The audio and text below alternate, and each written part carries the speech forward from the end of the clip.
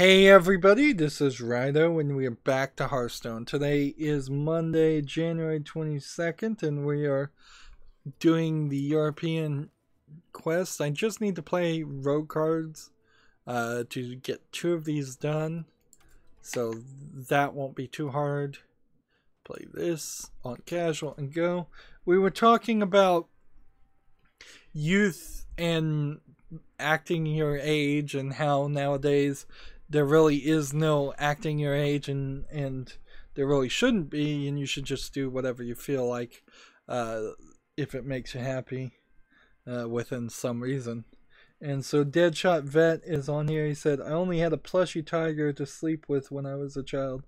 Fell asleep to corn trash, a really edgy song to play to a newborn baby,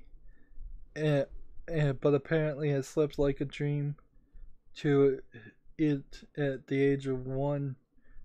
You might know it. I know the band Korn, and I probably don't know Trash as their song because Korn was never really my style. But I could certainly understand why a newborn would like that, because the bass and loud noises permeated the embryonic sac of baby. They permeate the embryonic sac of babies when they're in utero, in the belly, and that's becomes kind of familiar. It's also the reason why if you take a baby and place it on a mother's chest so the baby can hear the mother's heartbeat, they're soothed by that sometimes too. It's these things you hear before you're born and you get used to it. There are parents now that try to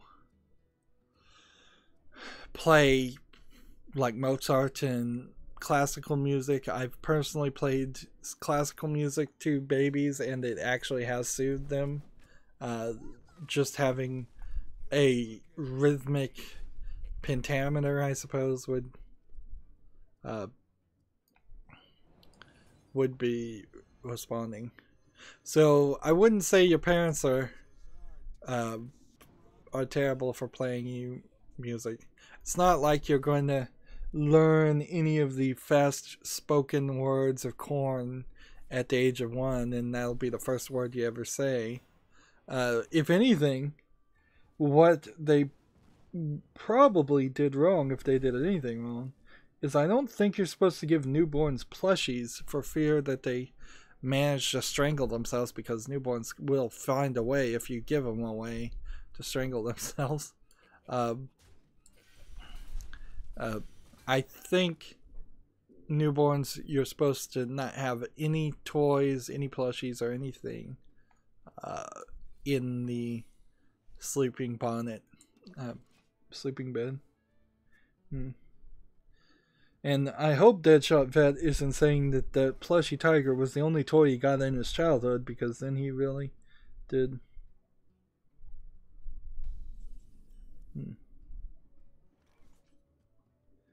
Let's see. Deadshot says, I still remember feeling kind of scared, but also slightly thrilled by the music.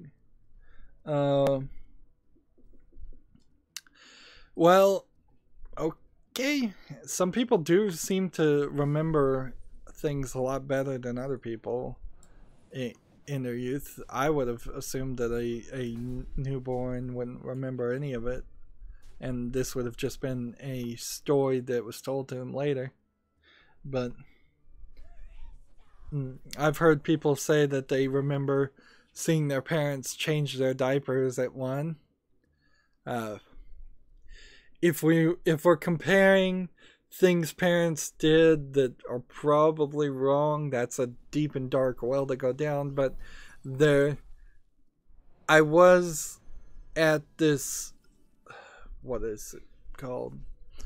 It was kind of a daycare, but it wasn't a good daycare, and the lady that was supposed to be watching the kids instead of watching the kids was actually watching a movie. And I remember the movie she was watching was like one of those Vietnam movies where somebody was being waterboarded. So I definitely have a distinct memory at the age of maybe 2 to 4 watching this scene of somebody being waterboarded on TV. I don't know if it was Watership Down or Apocalypse Now or something that really wasn't appropriate to have on at all in a room full of children. But whatever. I mean, I have never been able to find a single instance that made me who I am. And so if there was an instance that made me a better or worse person, I don't know. I can't think of any. It's like that Pink Floyd movie, which I love, the Wall. Everything is just a brick in the wall. It just works together and builds up perceptions. And if I were to be a little bit critical about a beloved classic rock opera movie, I would say that there are some instances of things happening to the main character Pink in the Wall that are simplified down to an unrealistic level. For instance, like his father just dying in the war is one of the first things in World War One, I believe. One of the first things that even gets mentioned. Let's see. Deadshot Vet says, "Oh, I was smart, I guess." Yeah. Well, memory. I don't know if that. There's different levels of smarts, so being able to remember things is a natural advantage, certainly. But there are certainly a lot of stupid people that remember things. Like, I'm sure there's plenty of dumb people that remember every slight and misstep and insult hurled at them, but if you asked them what is Pythagoras' theorem, they'd go, "I don't know, I learned it in high school, but I wasn't paying attention because I was too busy listing off all the insults that have ever happened in my life." Having a good memory can often be a negative. Yeah. A Deadshot said, "Yeah, it was the only toy I had. Yeah, it's a feeling you begin to associate things with." Deadshot's responding to things I'm saying, and I guess that stuck. Damn, 2 to 4 years old. AC, at least you didn't get inspired by that scene. Yeah, I guess I didn't know what it was. Honestly, for decades later, if anything, it might have inspired me not to waterboard somebody, which is horrible, but it might have inspired an interest in BDSM photography, which I'll throw that little nugget out there, is that, yeah, sometimes I frequent artistic photo shoots of bondage and sadomasochism. But I never acted on it. I never waterboarded any of my fellow playmates on the playground or anything.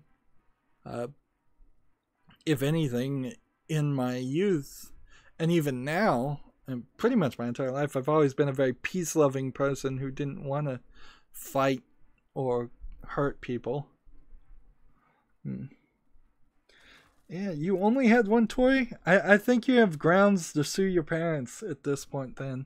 You need to tell them they're bad parents and that they ruined you, and everything that's ever happened in your life is their fault because they only gave you one toy. I'm being a little facetious there, but not completely. And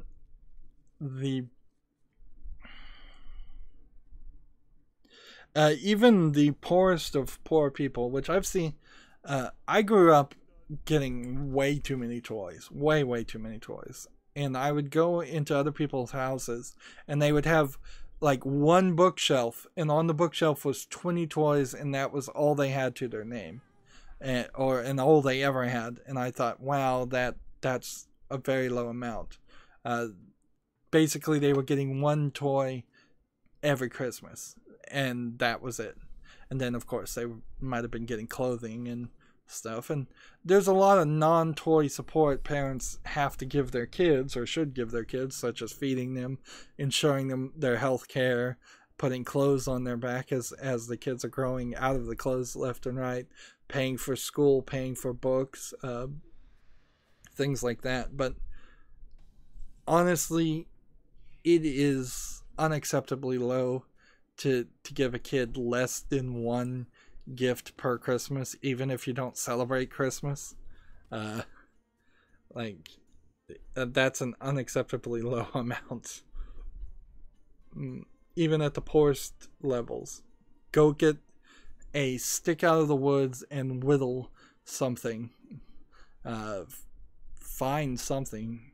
Beg on the street.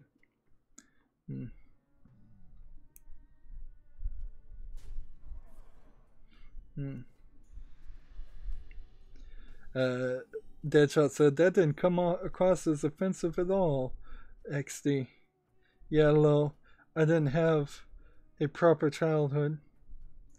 Well, work now to give yourself the things you want now. That's all you can really do. It's like a lot of people that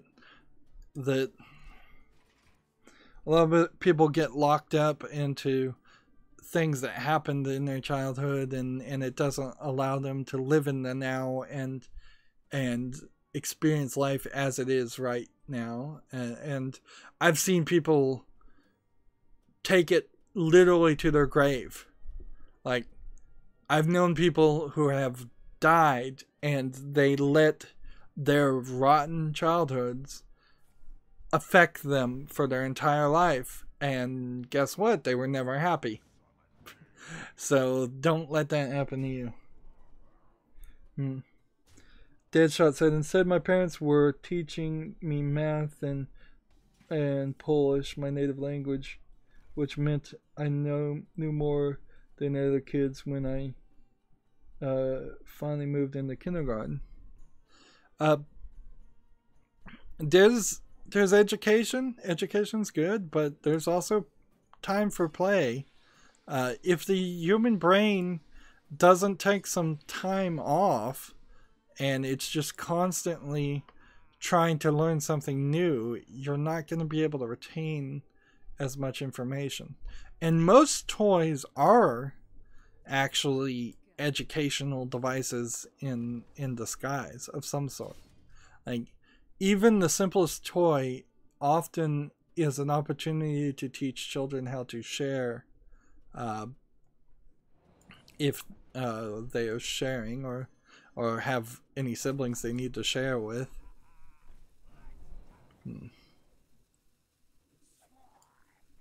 So yeah, toys and education should go hand in hand.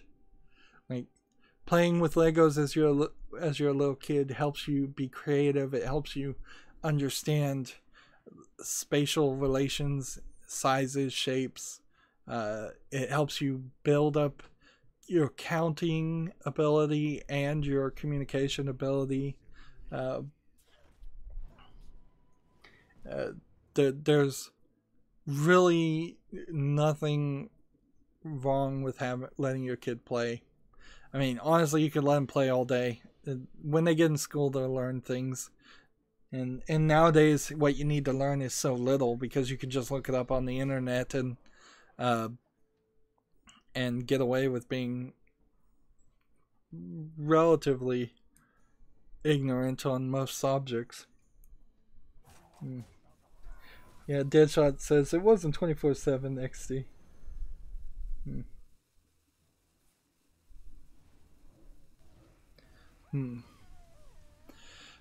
Let's move back to the news, because otherwise I'm going to sit here and talk to Deadshot and talk about how children should be raised in my eyes for the whole conversation.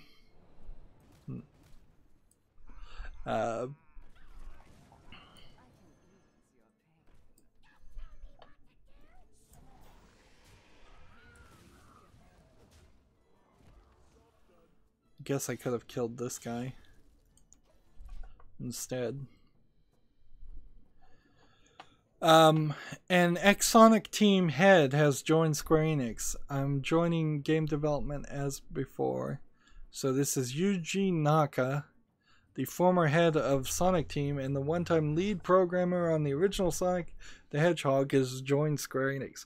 Now, I don't know how much credit you want to give to programming in the original Sonic the Hedgehog, because that game, well, I guess it was programmed pretty well, but it wasn't thought out very well. There's many instances in the original Sonic the Hedgehog level layout and enemy placement where you are just gonna run into things and lose momentum. You're just gonna die. If Sonic came out in modern days, it would have been a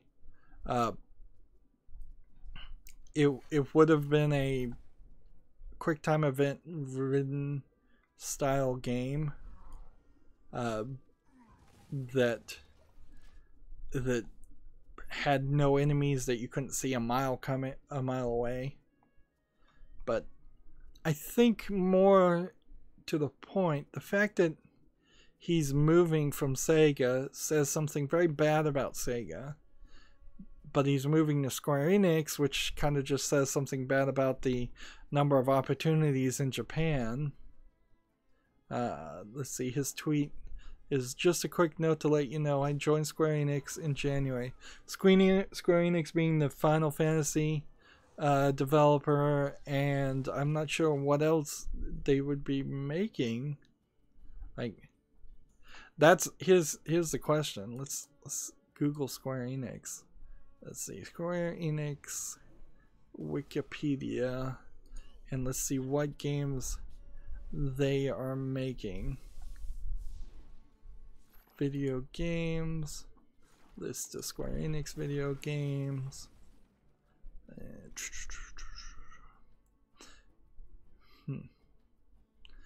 Slime Rancher, Final Fantasy, Dragon Quest, Monster Hunter. Like, none of these strike me as particularly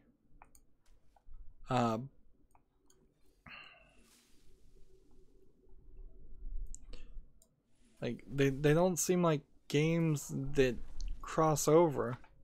They made a Full Metal Alchemist game for PS2. Interesting.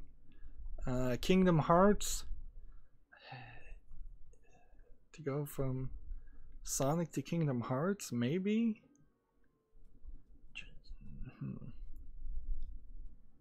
Odin Sphere, that would be a weird one to go to.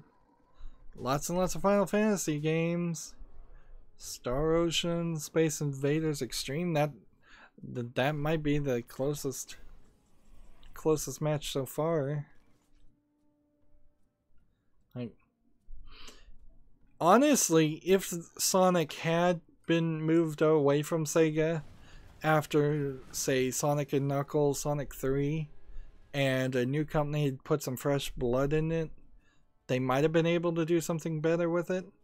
But in a lot of ways, the guy that's in charge of Sonic Team right now has allowed so many bad Sonic games to be released. It's almost a good riddance thing. Square Enix did Nier, so they probably did Nier Automata too, or maybe they just published that. Like,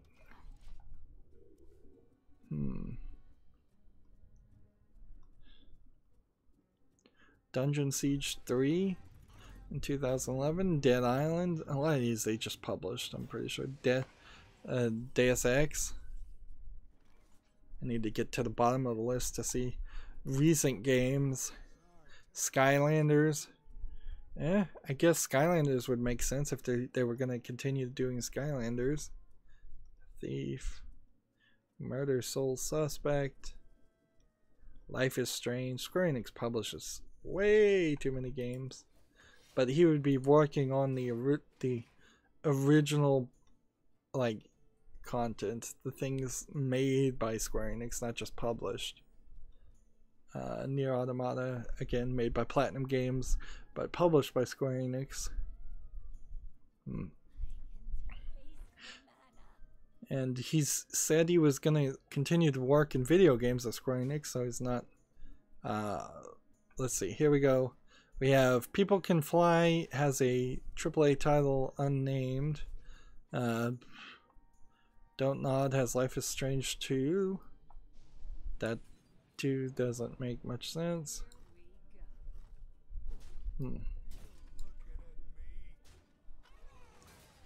Let's play that.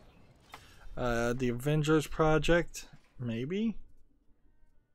Final Fantasy VII Remake, maybe. Battleborn 1944. The World Ends With You for Nintendo Switch. Kingdom Hearts 3. Secret of Mana. Star Ocean. There aren't too many games that are actually like Sonic, so looking at all these Square Enix games that have been announced, none of that matches.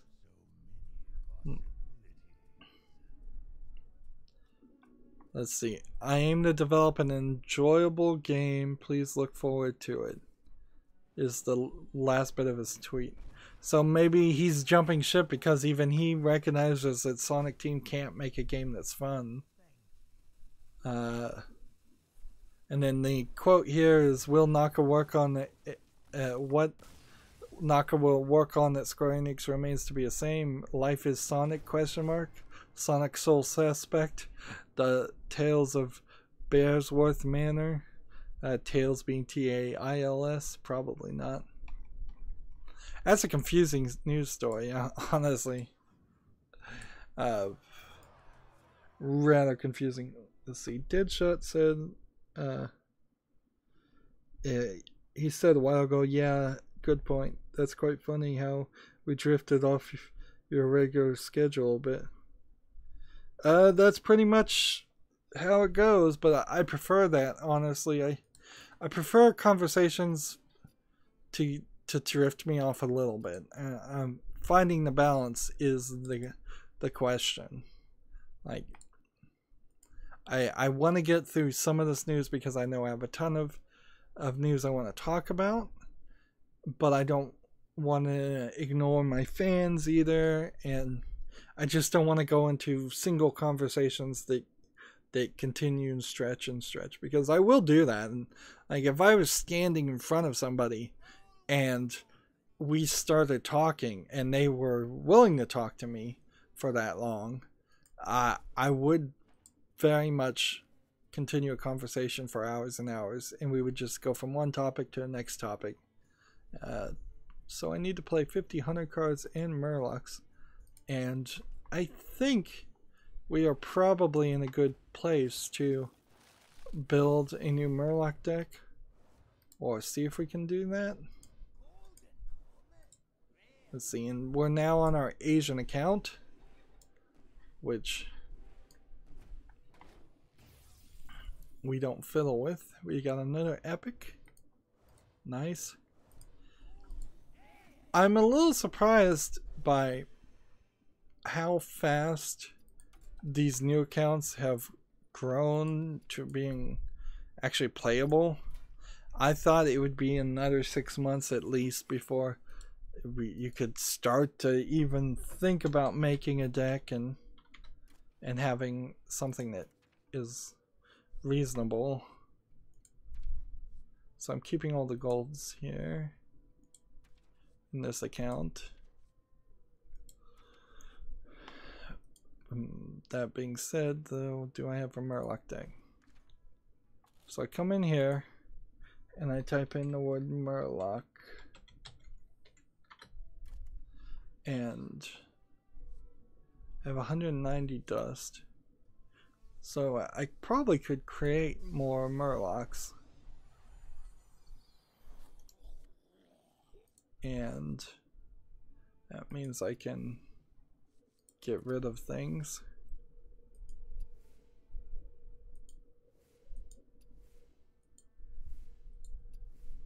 Trying to get rid of things that aren't actually murlocs.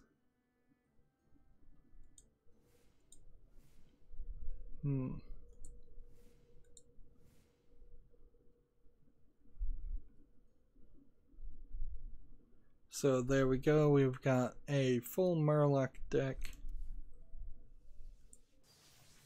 And we'll try to build more.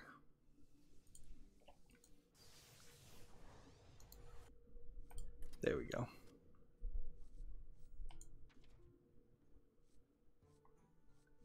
And those are neutral. Do I have any other murlocs? Nope. So if I had 40 more dust, I can make that murloc.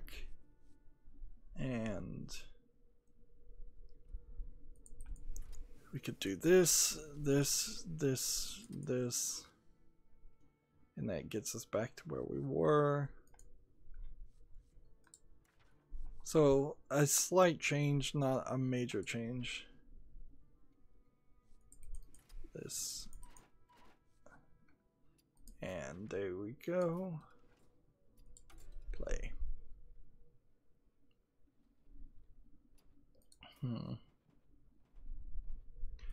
Play. I guess we'll play wild here. Don't want to talk about jobs, we'll save that for later. Guess what? Surprise, surprise. Another game that looks like a visual novel from Japan is coming to PC.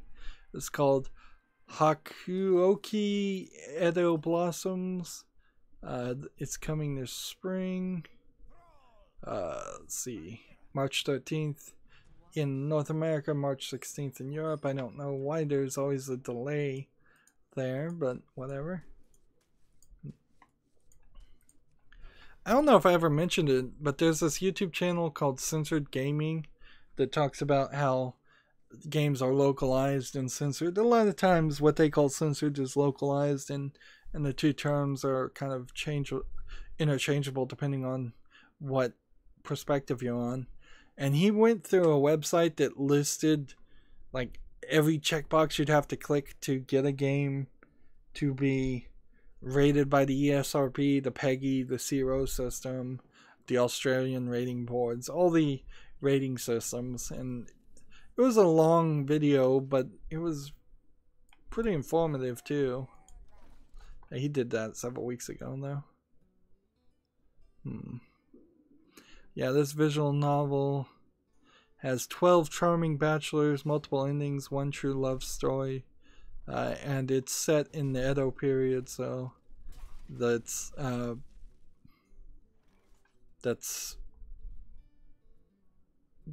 little bit.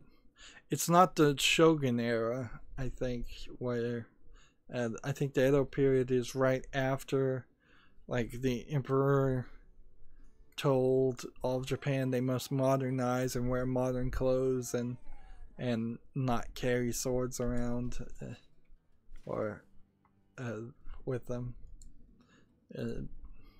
That history period, which I'm not very informed about, is rather interesting in that their leader just told them, you need to go from living this isolated traditional way of living to living a completely different and foreign way, and everybody pretty much listened to him and did it. It'd be like if the president of the United States came out one day and said everybody must wear dresses. Like all the guys must wear dresses, all the girls must wear pants, suits, or something. I don't think very many United States people would listen to him if he said that.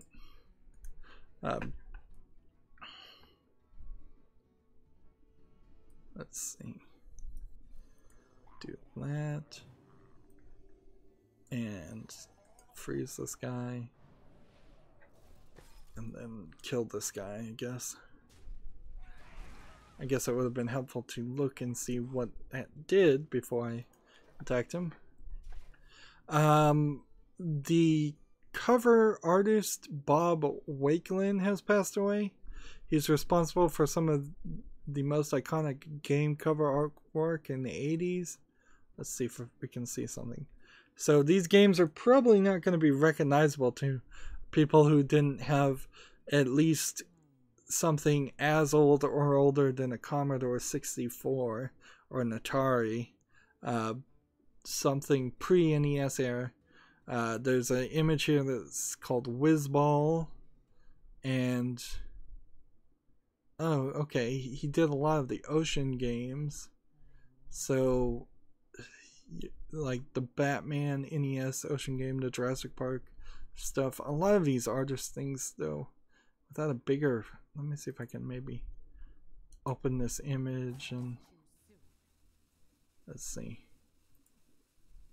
And see if I can zoom in a little bit more.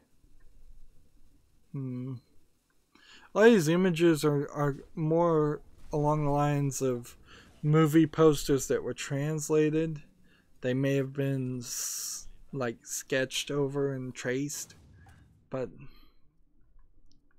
yeah, I'm not seeing a lot here that a normal person would recognize. Whizball, at the very least, looks like it's a original content creation from scratch.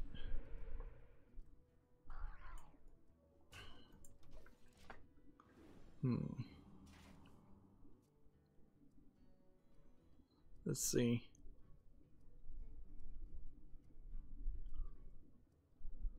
He also worked on Parasol Stars, Rainbow Island 2, Operation Wolf, and Super Bowl.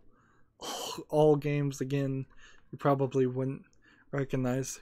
Part of the problem with the video game industry being young, and I suppose for my lifetime at least it always is going to be younger than most industries, is that unless somebody dies tragically and unexpectedly, they are going to just die of old age, and that means their early years in which they did something somebody would recall are going to be hard to relate to. That was true for the CEO of Nintendo also. He programmed golf for the NES, but which, by the way, they patched out golf for the NES. So after people finding that the golf was in the Switches as a secret, like, tribute to their fallen CEO, they patched it so it's gone. Well, as best as anybody can tell, unless it's become completely encrypted or something. It seems kind of ridiculous when they were saying they were doing that as a tribute to their creator, and then all of a sudden they said, no, you can't have it. Moving on with the next story, Epic Games has acquired the cloud processor tech provider called CloudGen. Epic Games, they're the ones that run Dota, right? I should know this. There's too many companies. They run Fortnite, Unreal Tournament, Paragon. All right. So you could see why, with Fortnite having trouble right now with the meltdown and what is it called, Spectre bugs, you could see why they would just buy a company and try to improve their server performance. Rust, the game that everybody has long since forgotten about and stopped playing, is going to finally leave early access in February, but it's not finished yet. Creator Gary Newman says it's not so much a release as it is a start of alpha testing. What?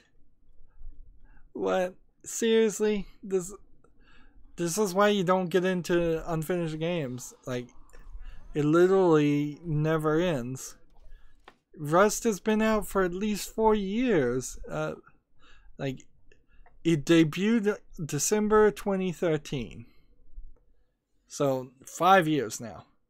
Rust has been in early access. And they're saying, well, now we're going to say it's out of early access, but it's still not really finished. I feel bad for anybody that bought Rust expecting it to be a finished game. I don't know how many people actually did buy it expecting that, but I feel bad for anybody that did.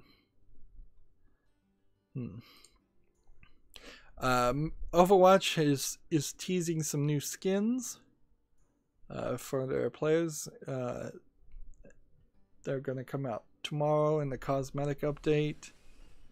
I just watched a video. Honestly, you kind of have to be into Overwatch to care about new skins.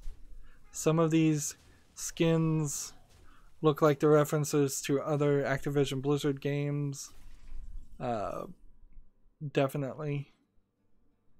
Some of these skins look like they're just anime-esque in their style. I would potentially argue that Overwatch, in its trailers and its pixel Disney-like trailers that were trying to be child-friendly, established the Overwatch characters as having their own style. So when you throw in skins that don't follow that style, it gets a little weird. There's definitely an Egyptian theme going on too.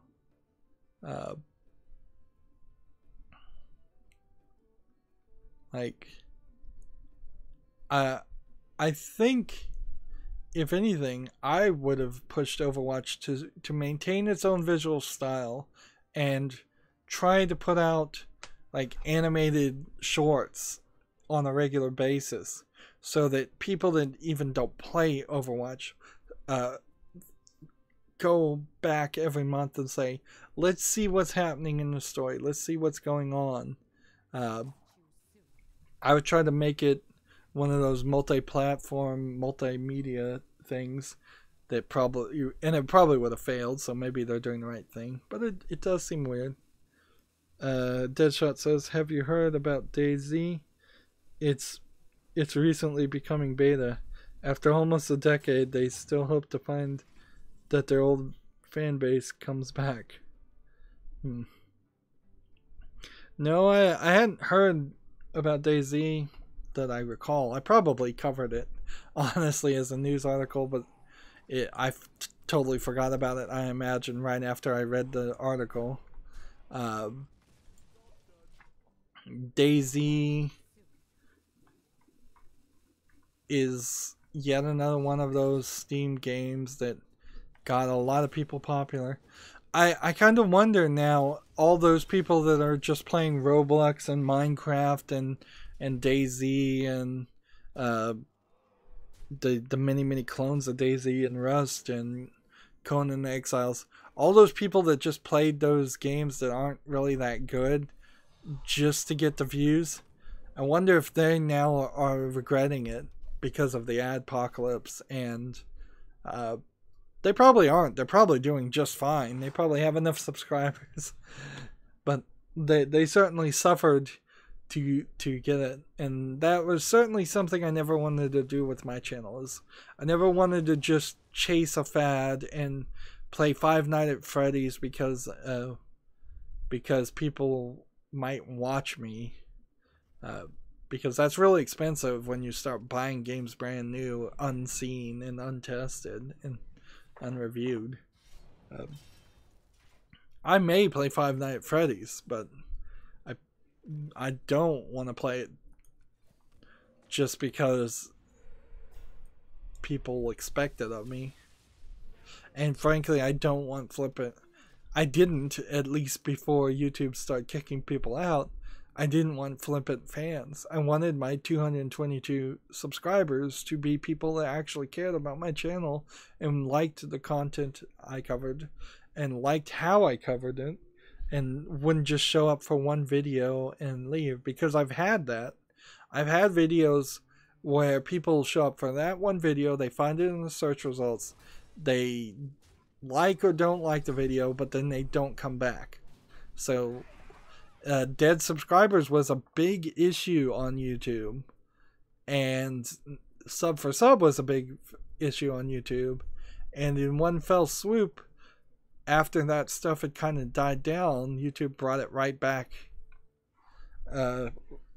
because now I would love dead subscribers. I'd love 1,000 dead subscribers that never watch my videos.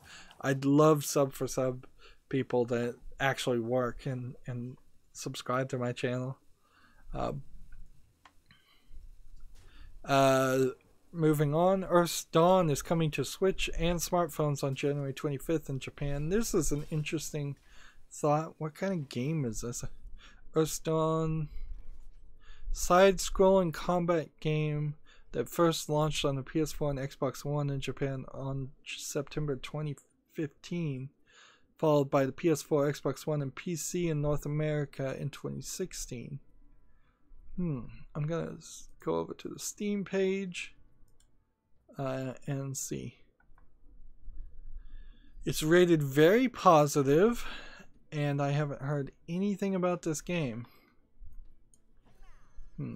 And that's the problem with the video game industry and Steam, is there's too much, just too much, no curation, too many people trying to make games. So Earth's Dawn's animation looks a little rough, but it kind of looks like Odin Sphere in its side-scrolling aesthetic, but it has a different artistic style. So the palette is kind of Odin Sphere-esque, but the artistic style is more Warhammer 40k-esque. But it feels fast-paced, and I could see maybe playing a game like this. It's subtitle only, but that probably wouldn't matter too much. All the monsters are kind of robotic, big creatures. Well, I think that'll probably play as well on the Switch as it would anywhere else. It is one of these games that's not gonna use the PC functionality to make giant 3D animations. So it'll be...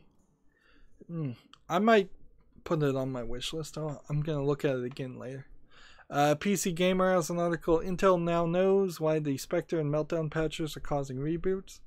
Also, according to what I've heard, Intel wants to install the chips in a way that it won't by default have Spectre and Meltdown protection for their new chips, and the processor, the kernel that you boot up every time you start your computer will have to specifically say, I want this protection, and that way Intel can still sell the processor at the same speeds that they were selling it before, instead of having to bin them as slower speeds because of the performance loss of the protection, which is kind of fair. And there's an app out there that you can get that can disable the Meltdown and Spectre protections and tell you how much your computer is affected by that. I'm gonna try that app just for fun, but I seriously doubt I would disable the protections. Now I suppose might be the time to disable the protections before there's a in the wild virus or spyware program that is known, because once there is a known virus you kind of have to enable it. But also, if you have a computer that's just not It's just not connected to the internet, and it doesn't install any programs, and you're just using it for like rendering video or something, you probably wouldn't want that patch enabled. You couldn't afford to lose the 0 to 25% performance that people are showing. Personally, when I ran the 3D Mark benchmark, it was a 2% performance hit at most, but 3D benchmark benchmarks GPU, so I'm not sure. But the current patches are causing reboot issues on some Broadwell and Haswell systems, and Intel thinks it knows why, and it's making good progress. So why Microsoft let those patches be pushed without some more vetting is kind of crazy, but and that certainly would hurt my production. If I spent a week on a computer that was rebooting at random times, that would be very, very difficult to record content on that. That would not work at all. I would potentially have to take a week off, and a week off is not something I want to do. Like, I literally don't know what to do with myself if I wasn't recording and playing video games. I suppose I could transition from recording to just playing video games like a normal person, and I suppose I could do that. But if I can't play video games at all, I'd be very irritated, to say the least. Let's move on. NVIDIA has specifically told retailers to prioritize gamers over cryptocurrency miners. NVIDIA is tired of people going into stores and buying every single video card available, 1080 Ti. Now, I don't know if they're giving really any incentive to stop a store from selling every single unit to a Bitcoin miner.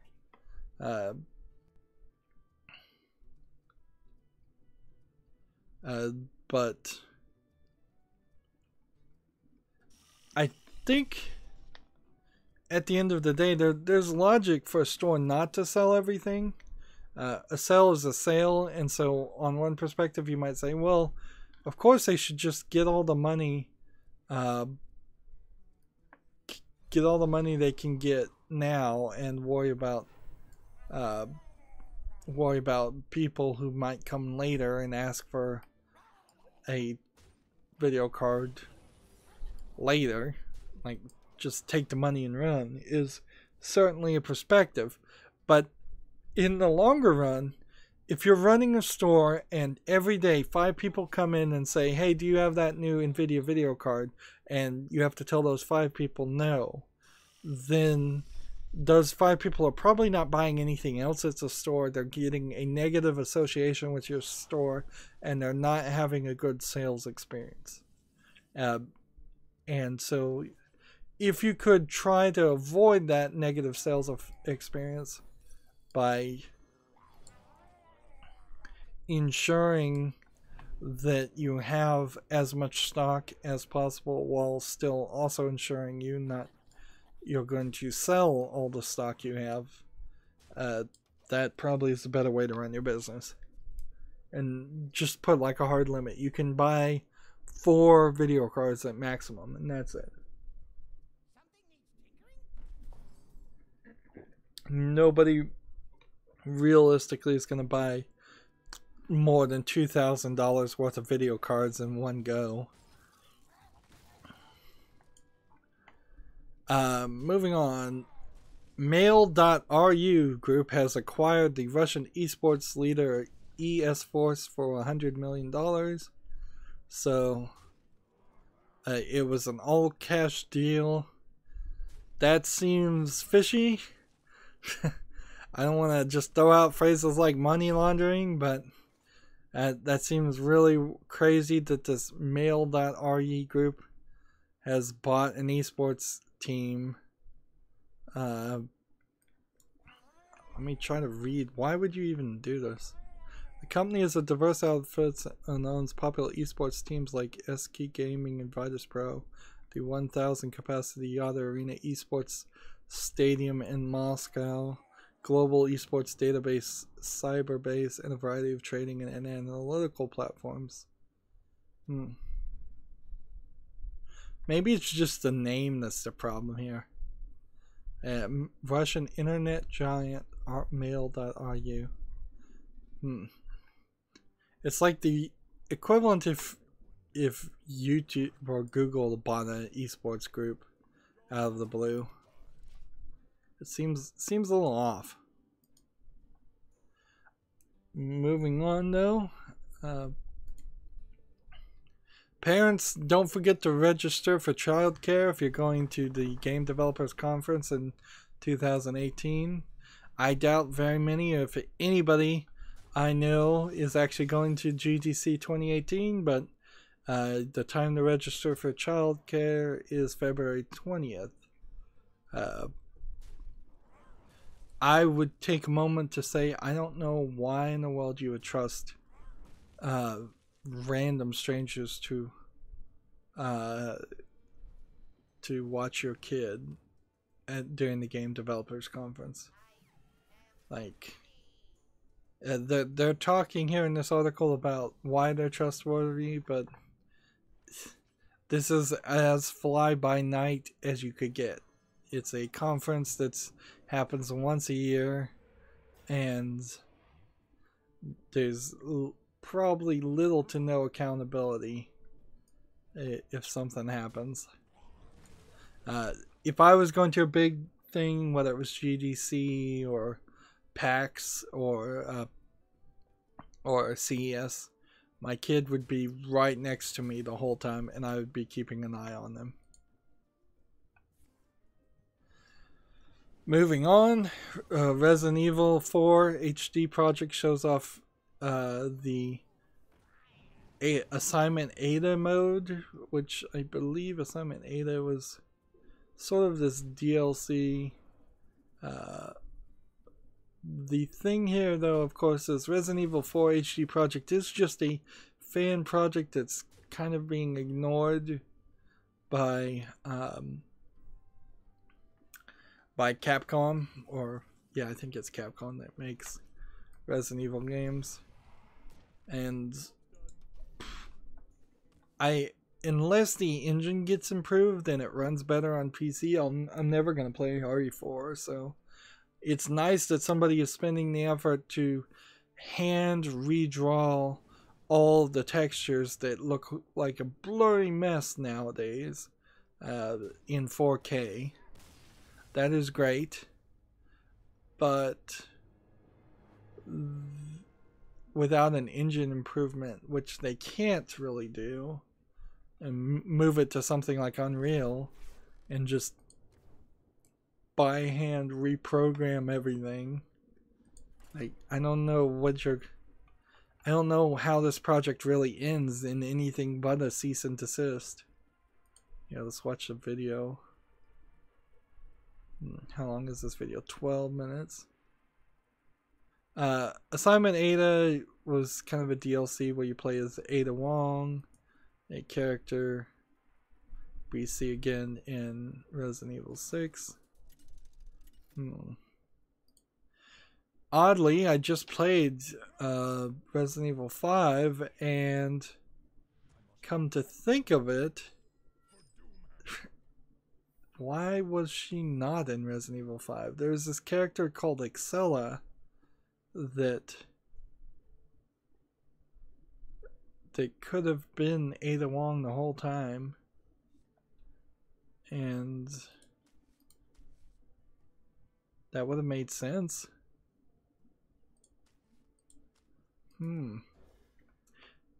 That is a question.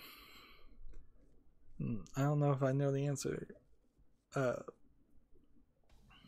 suppose it's slightly worth mentioning that the people who work on the two-person team, I believe, that work on the Resident Evil 4 remake are playing the game in I believe Spanish because they're from Spain. RE4 is such a better game than RE5. Like RE5's not bad if you can only play one Resident Evil and it's not Resident Evil 7, you can get the Resident Evil 5 gold version and have almost as good of an experience. But the level layouts, the story, the enemies, just the memorability. I ran through all of RE5 and throughout the whole game I kept saying, I just don't remember this. Because there's so many interactions and sections that are not really that memorable. Particularly when you compare it to RE4. I guess if you never played RE4, you might remember more of RE5. Yeah, I'm just watching Ada Wong run around, play the game. And looking at their interface. There was nothing wrong with their RE4 interface either. I don't know why they changed it so drastically by the time they got to RE6.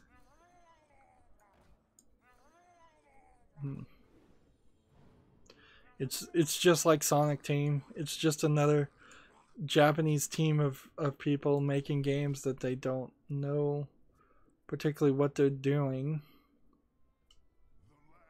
Or they just don't do good jobs. And you take a series that was probably the best game of the year, RE4. May have been the best game for several years if I was going to argue that. And instead of improving on it or at least maintaining quality, they created a degraded quality of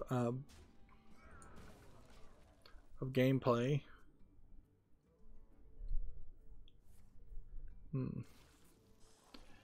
It'll probably be at the very least a year or two before they finish redrawing all the textures. But it does say something that they're working on the DLC part, because that means they're probably closer to the end than I would have thought.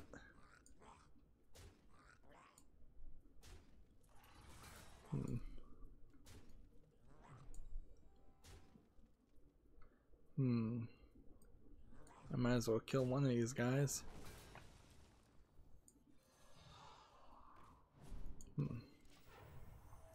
Let's see. Moving on to the next story. Dragon Ball FighterZ is a fighting game for everyone, according to Eurogamer. I'd heard about this. FighterZ apparently has a button mashing functionality to it, where you can just kind of button mash and it will activate an auto combo that look decent and look cool for a few seconds.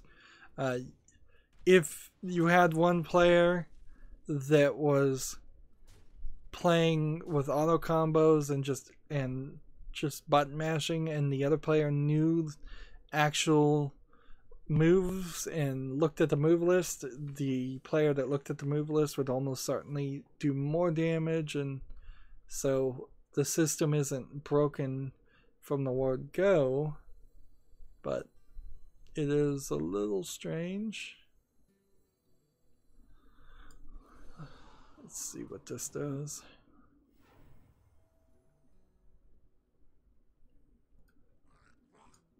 Kill that guy. And then this one.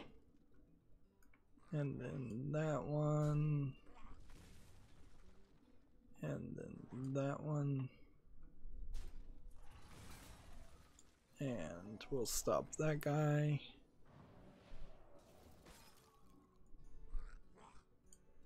Do that. And end the turn. I don't know if that really is news. I guess it sort of is.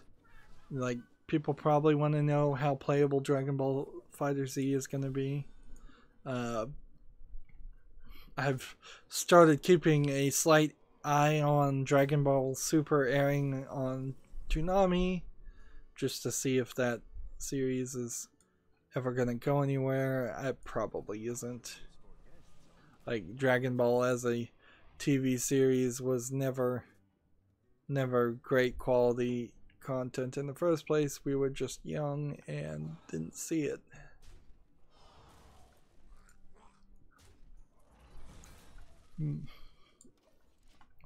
So this next story is rather strange. PlayStation characters are going to get amiibo-like figurines, which is weird because while the Switch does support amiibos, it's not been pushed very heavily since the Switch release.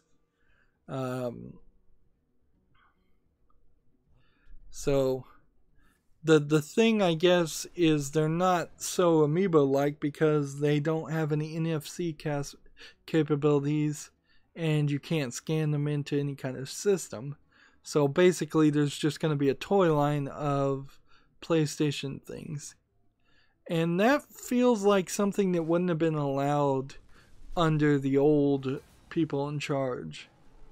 And it's licenses to ThinkGeek. So ThinkGeek's going to make the toys and sell them. I recently bought something from ThinkGeek, and it seems like you have to buy quite a lot from ThinkGeek to get free shipping and handling. Like $75, which makes it hard to justify purchasing things. I only need to play 2 more Murlocs.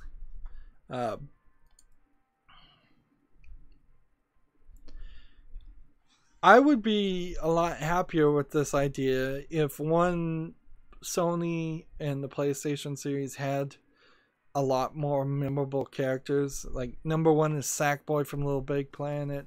Number 2 is Wipeout, a Wipeout ship. Number 3 is Crash Bandicoot. Sony doesn't care about Crash Bandicoot anymore. Like Heihachi from Taken 7, the Hunter from Bloodborne.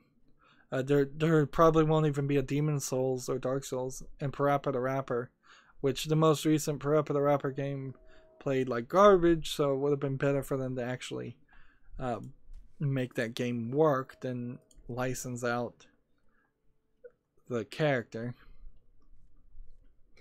There definitely should be like one game that has the QR codes on the back or the base of the characters. You don't need NFC. Nintendo went a little overboard with the NFC thing. You could have just put QR codes on the base, and then a camera should be on the Switch, which I'm pretty sure there is. There a camera on the Switch? I think there is, or there's like something like an IR camera on the Joy-Con, which you could probably take an IR code. And there may not be a camera on the Switch just for privacy concerns, come to think of it. But the PlayStation Eye could scan those things, or you could put a low power Bluetooth chip in them. That would be a little bit more expensive to NFC something, but there should be some kind of collectible game, some kind of Smash Brothers style game, something there. Well, all these guys are gonna die.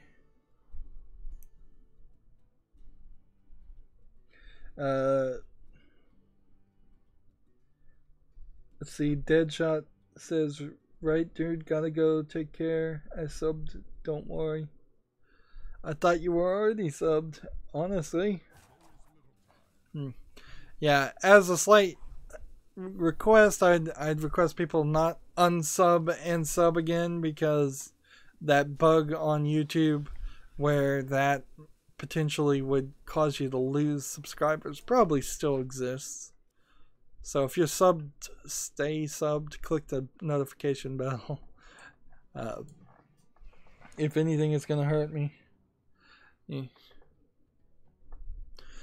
Speaking of Resident Evil, Hideki Kojima has said that he puts his trust in the remake team of Resident Evil 2, despite the fact that he's not involved.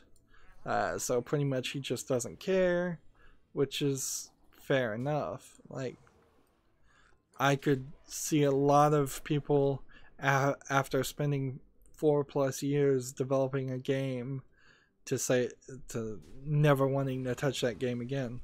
Resident Evil 2 is kind of the odd one because its characters, I don't know. I came in on RE4. The remake of RE1 did improve things, but you really can't do too much to RE1 without completely redoing the whole series, which is what I think they probably should have done. And RE2 is similar ways. So if this RE2 remake goes way off the script and the levels are better thought out, the enemies function completely different, the general story is the same. Like, the story's not great in any Resident Evil game, but I think you gotta stick with it, and the characters need to be the same, but you could change the levels and rethink things and it wouldn't be too bad. Don't introduce too many new enemies, don't introduce too many new gameplay mechanics. There are parts in RE6 that if they went back to the RE4 inventory system and health system would have improved that game drastically. So if there was some distant point in a few decades where they say we're going to remake RE6 and do it right this time, you could probably do that.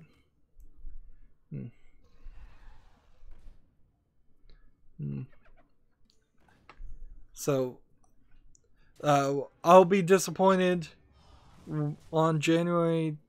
When does this come? It's the 25th anniversary.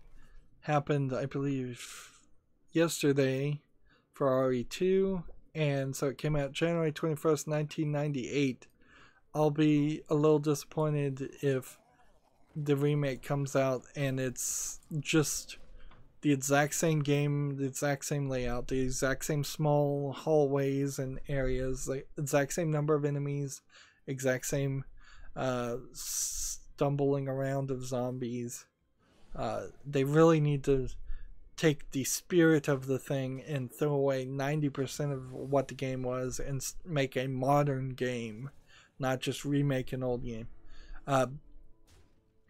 Imagine for a second if Super Mario Brothers was remade as a modern game. That would be New Super Mario Brothers, certainly, with the cat suit and all that craziness. And I would like to actually play New Super Mario Brothers. That's just one of the many Nintendo games that I'll never play. But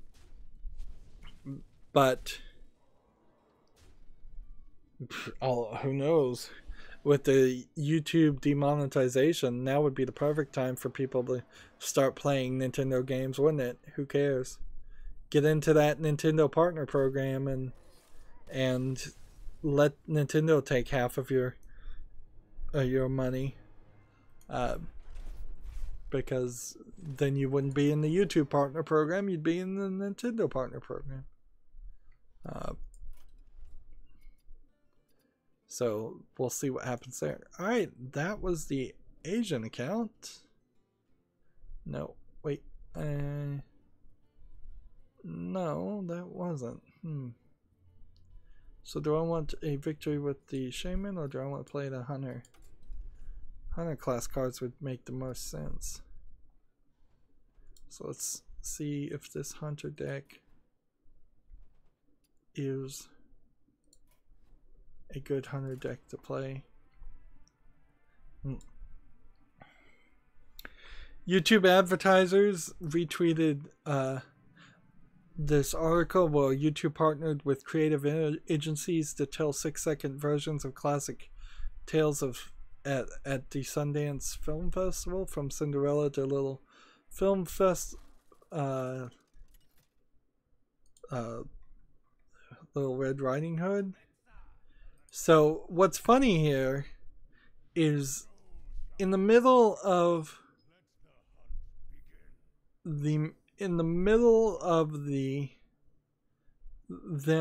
YouTube not caring about short videos, because you're never going to get 4,000 watch hours on a 6-second video.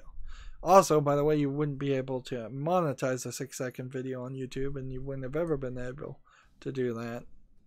They're promoting the art form of telling short stories in a visual format, basically. Extremely short stories, like haiku-esque short stories. So YouTube advertisers, as they're speaking out of one side of their mouth, is saying, yes, there is value in creating these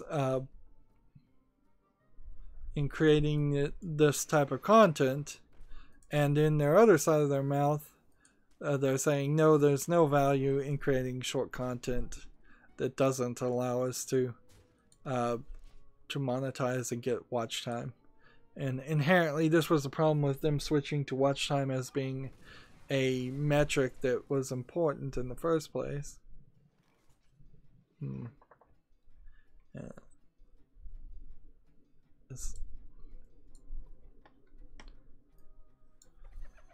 But yes, that will just degenerate down into another rant if I stay on that topic too long, so let's just move on. Far Cry 5 system requirements have been revealed. What are they? The minimum for 720p low settings visuals on a PC is Windows 7 Service Pack 1 8.110 64-bit versions only. An Intel Core i5 2400 at 3.1 gigahertz. Mine is an i7 at 3.3 gigahertz, 6 or 8 core processor. I think it's a 6 core. I think I made a mistake buying a 6 core. I should have bought an 8 core, but they may have been too expensive at the time. And an NVIDIA GTX 670 graphics card, or AMD equivalent. I'm skipping over the AMD equivalents for the CPU and GPU, and 8 gigabytes of RAM. So that's a pretty high amount of RAM for the minimum. The recommended is an i7 4770 and a GTX 970. That's for 1080p 60 frames per second at high settings. Of course, if I'm recording content, I need to be above the recommended, and I have a 970, so I'm not above it. So if I could afford it, it'd be time to upgrade. Honestly. And they want 8 gigabytes of RAM again. Same operating system. So also the i7 4770 is at 3.4 gigahertz, which is 0.1 gigahertz less than what I have. So my computer, a year plus in, is looking a little longer in the tooth than it should. The 4K OK settings wants you to run Windows 10 only, and the i7 6700 at 3.4 gigahertz, and a GTX 1070 and 16 gigabytes of RAM. So now they want you to have more RAM. And then the 4K Wowzer settings, 60 frames per second at the high ultra settings, wants you to have an i7 6700 at 3.4 at 4 gigahertz. So it's the same processor, but they want you to buy one that's at a higher rate because of the binning. So a 4 gigahertz for 4K at 60 frames per second, which is quite a lot. And they want you to have a GTX 1080 SLI. I don't know why they... Are the 1080s really labeled SLI still? I thought they stopped doing that.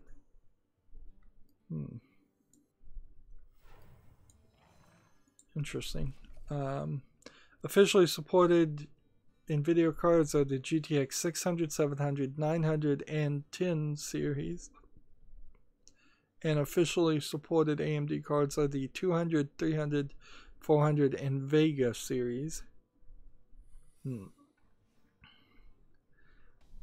Now, I'm not sure I'd specifically upgrade my system just to play Far Cry, if I'm going to be fair.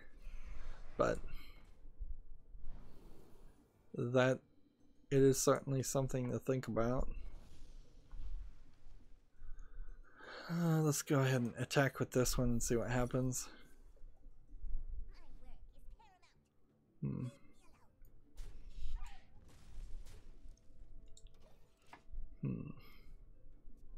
Man, I had so much news.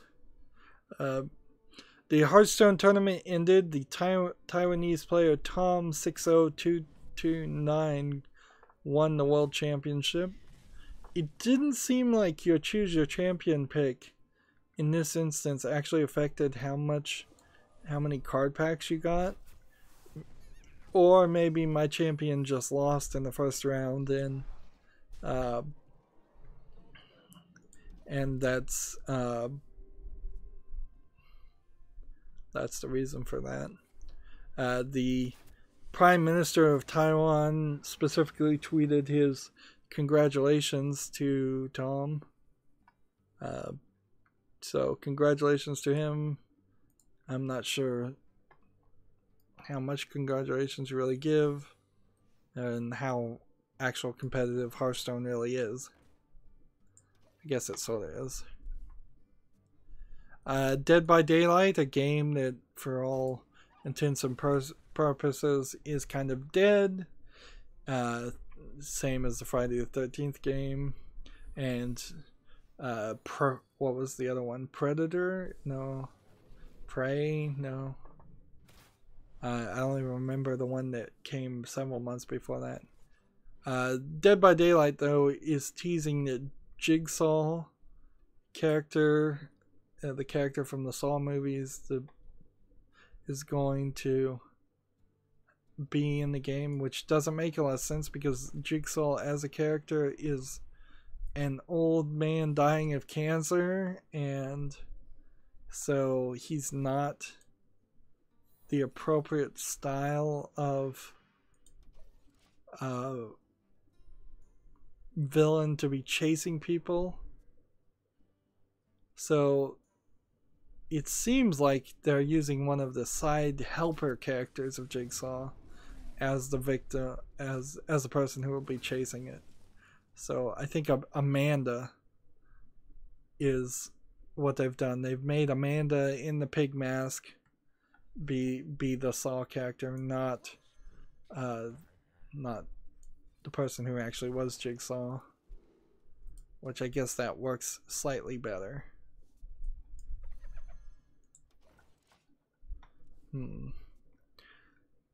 But nothing is going to save Dead by Daylight as a game. PC Gamer has a game called Faeland, Faeland, that's a good-looking Metroidvania coming to Kickstarter soon, according to PC Gamer. Now, the fact that there's any announcement of a game that's not even on Kickstarter yet just tells me this is an advertisement post. To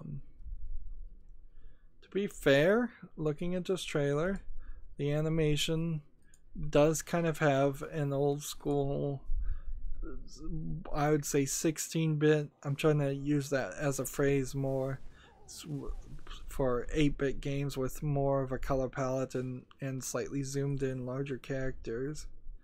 Faeland makes me think that it might be a fairy based game, because fae there's another term for fairy.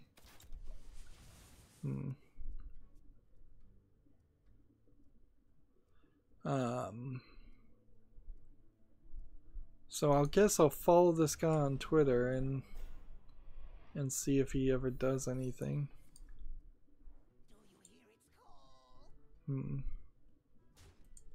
See if he annoys me enough for me to mute.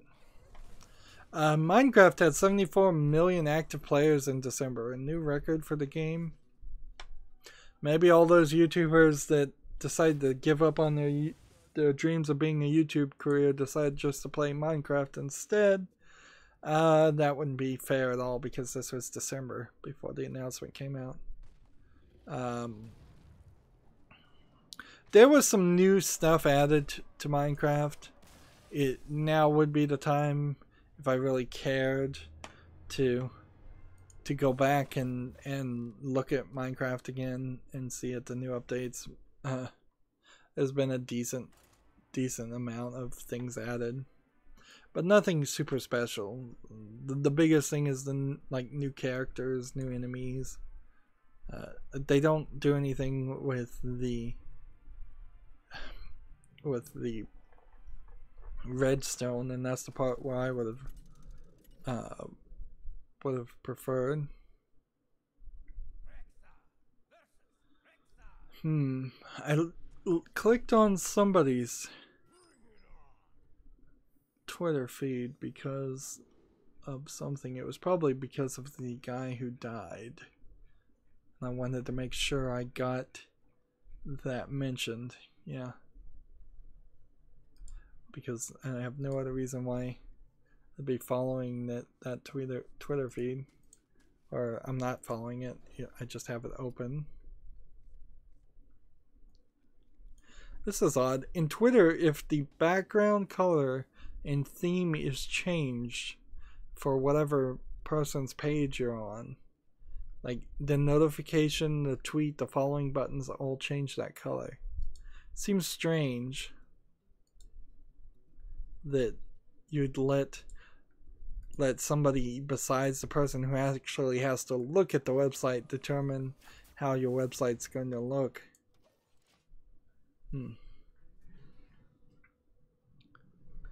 Let's see.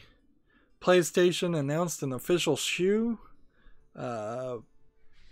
Nike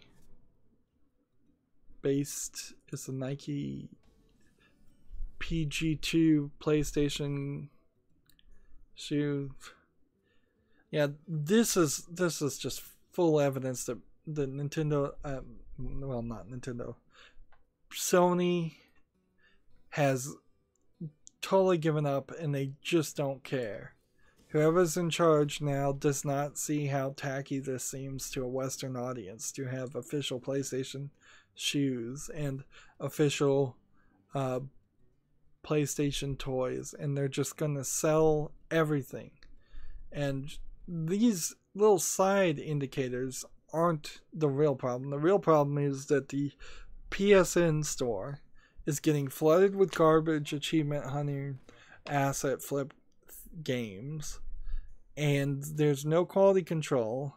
Meanwhile, there's not really any funding for a lot of new games coming to the Sony PlayStation, and like God of War is taking a little too long to get released. The remake of Shadow of the Colossus is only going to take you so far because it's just a remake. We needed new content. Uncharted is off the table. Sony needed to woo good indie developers to bring their games to the PlayStation instead of the Switch, or both, and it needed to woo some of the woo and fund some original content that were exclusives to the PlayStation and PC. Meanwhile, Xbox also is kind of rested on its laurels and doesn't have a ton of original content. Neither one of those consoles have a great exclusive lineup, and I would prefer that to not be the case. Oh, by the way, the Taiwanese Prime Minister, his name is, let's see, Tsai TSAI Ingwen ING-WEN.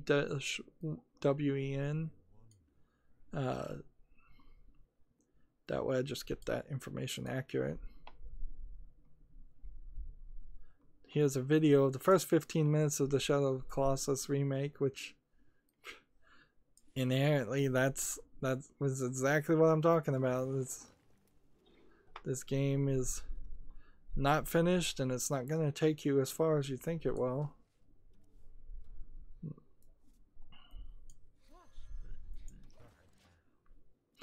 And if Shadow of the Colossus remake came to PC, I would play it. I would love it. It'd be great.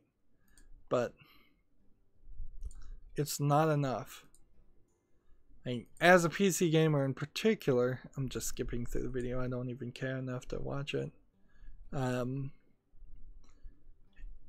If there were plenty of like Sony PlayStation funded games instead of Square Enix games coming to the PlayStation and PC, if there were actual Sony developed and published games coming to PS4 and PC, I would like to be able to sing the praises of Sony and say they do a good job and that they fund good products and develop good products, but it's just not the case.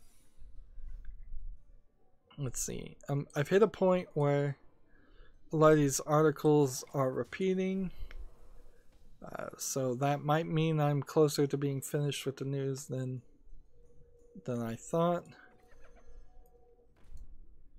Let's do this.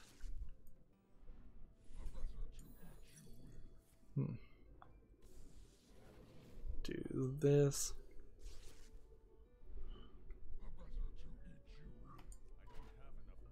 And then do this.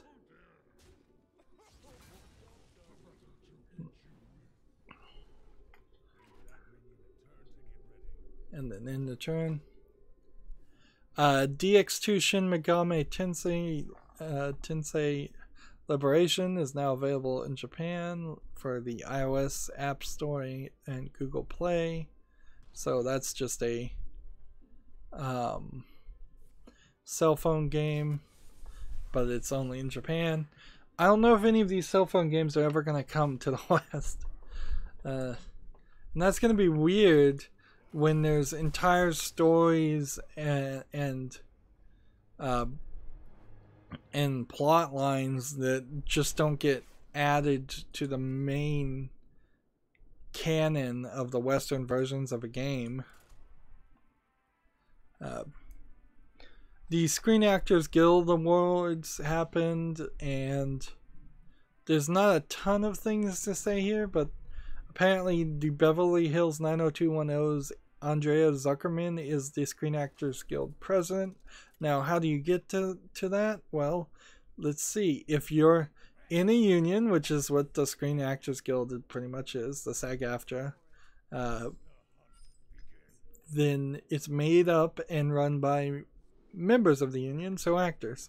So of all the actors, they probably figured out who was most active and most reliable and voted for that person. And apparently she looks a lot older now than she did in 1990 when that TV drama was happening.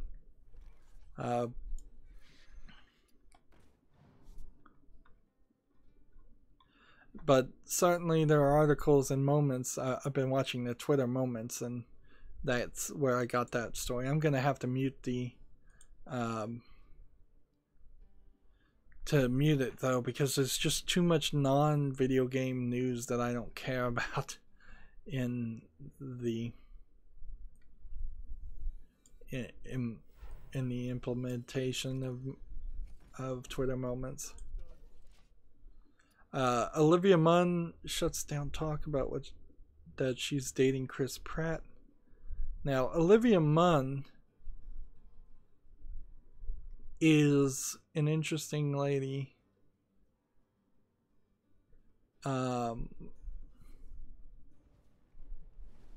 Where she was on Attack of the Show originally,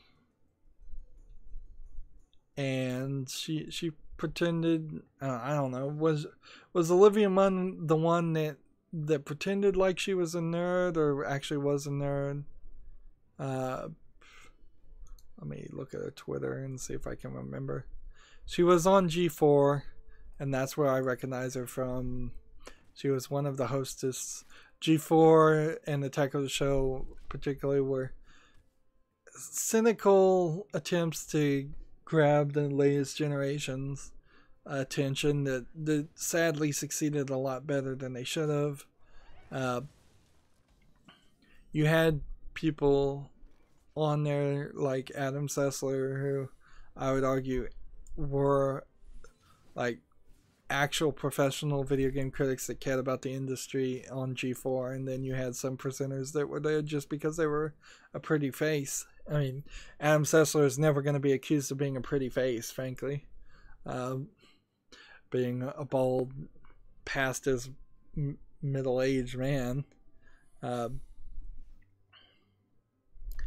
And G4 failed as a channel because of ridiculous expectations on the channel, and it was borne out in a way that they were going to change it to something completely different, and then they didn't do anything, and so now it, I think, still exists and just runs cops reruns 24/7. I guess I need to applaud her though. She's doing her part to not be part of a gossip ring and bring up things that don't matter. There were definitely though at least one or two actors actresses in particular that didn't care about video games or nerd culture at all and just pretended. A lot of them went to The Nerdist and Geek and Sundry after that. Yeah, I guess I'm not saying hate any of them. Just recognize that sometimes actors and actresses pretend to be into nerd stuff to convince people to be in that same nerd stuff, and they really don't care. Like, I'm sure all the Star Wars and Star Trek actors really aren't that into Star Wars and Star Trek, and they just pretend like they're. Heck, if anything, I'd say maybe you should subscribe to Olivia Munn, because she posts a decent number of photo shoots of herself in bikinis. But she certainly posts talks. A lot of talking things too. So I guess I have to walk away from her Twitter page and just say, you know what, I don't remember that much about her, other than she was a pretty face. And I'm not trying to be sexist or anything like her. It's just kind of the case. And frankly, that's probably true for a lot of things. OpenCritic did a tweet that I saw this week in gaming, January 12th to 18th, which is weird because I've been subscribed to OpenCritic and I haven't seen any other posts like this. So OpenCritic was supposed to be this idea of helping me with their calendar to see more things that happened, but really didn't work that way. Anybody that has their own website can be a critic, but you have to publish and write articles and have a score system. So it is more of a open form of Metacritic. I suppose maybe there will be slightly more people doing written reviews of video games instead of doing video let's plays of video games, but I imagine that won't change that much, honestly. More than likely what would happen is people would just go to Twitch. the people who can write articles about video games aren't super welcome because not that many people want to read articles about video games. I'd much rather see the interactive video, audio, visual experience in exampled form on a video, audio platform. So yeah, I bet not that much changes. And frankly, I'm just being kind of pathetic to always bring everything back to YouTube kicking out small YouTubers at this point, because that story really didn't connect. PC Gamers has a article what the esports winners spend their money on. I bet more of it is on liquor and drugs and partying than you would expect. In fact, here's a picture of the most recent winner of the Hearthstone player with a stage scene of empty bottles behind him. They aren't supposed to be... Well, I guess they are supposed to be alcohol battles because this is a tavern brawl, so the set is designed to look like a tavern. But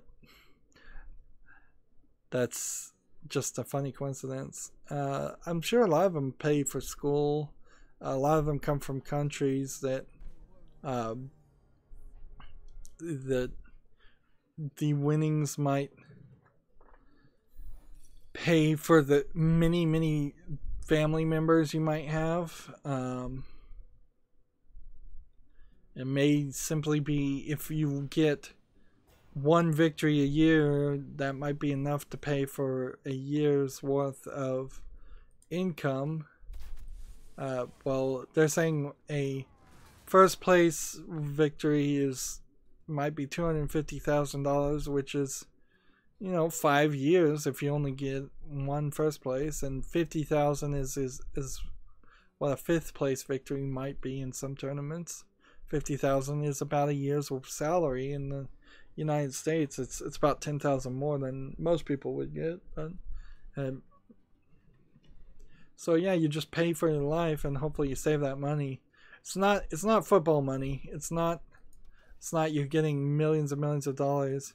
But it is that same mentality, certainly, where you're only going to get paid for the 4 or 5 years that you're competitive, and then after those 4 or 5 years, your thumbs are going to be arthritic and you're going to move too slow.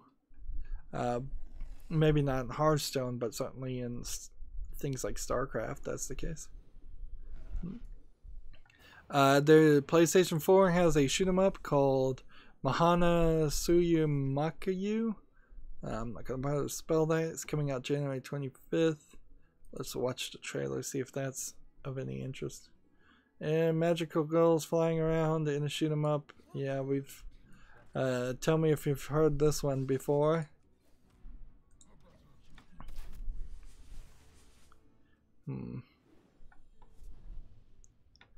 Honestly, I just don't think I could ever get into the shoot 'em up genre. I don't know if that's just me personally, or if that's just Western people. Like, it's just a niche that does not interest me. Let's see. Here, the creators of Theme Hospital announced that they were making a spiritual successor of Theme Hospital. So there's an article on Eurogamer talking about how Theme Hospital is still a great game. It just looks like an old game to me. It doesn't look like anything I would specifically want to play. Maybe I already own it, but I don't think there's going to be enough interest in that game that would ever make me think that it was worth mentioning or playing or covering. Probably to nobody's surprise who's been paying attention, Metal Gear Survive, which is a game that had almost no chance of being good in the first place, has microtransactions and requires constant online connection. Yeah. Go Konami. The one last game you're making and you're gonna try to do microtransactions and constant online DRM. The free-to-play MMO Rift has added a new subscription server free of loot boxes, which this is an interesting change because that means it's two separate games. One where you play free-to-play and you get loot boxes to get what you want, and one where you're actually having fun. to editorialize there. I don't fully know if this would work as an idea. I think you're probably running twice as many servers then, and it's probably going to be a bad business decision. The thing that I would wonder is there a way to get a loot box on the free-to-play server that would, even 1 out of 1 billion times, give you a month's subscription service to the subscription server? Because if it ever did that, then that is the direct admittance that the loot boxes suck and they're just there to milk the players out of money. But I guess that's kind of what they're already saying, is that the loot boxes suck. But that being said, I don't know. Like, there's probably a lot of poor people out there that would be willing to put up with loot boxes to play a game that's good. I don't know if Rift is good. That's the other part that will be very questionable. I only need to play a few of these, so I'm gonna play like let's say 4 more cards and then concede. I still have a ton of news to do, or it seems like I do. Depends on how many of these are ready to do. Let's do that. And we'll take this.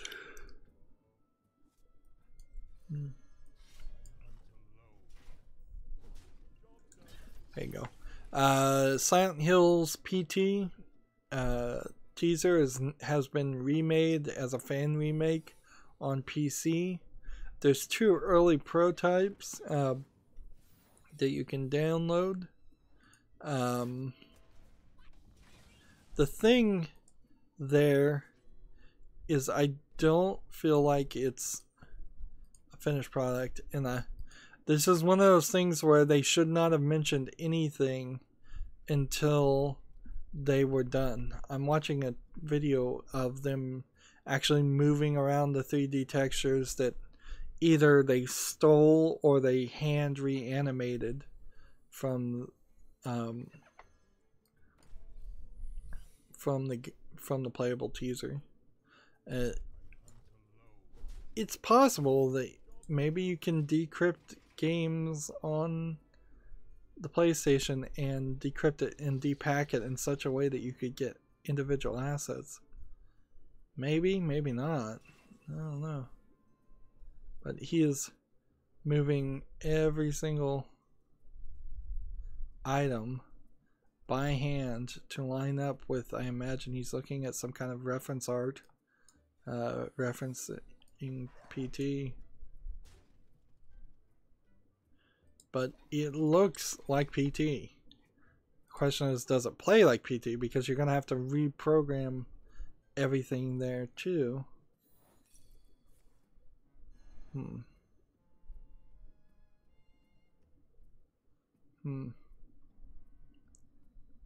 Let's see.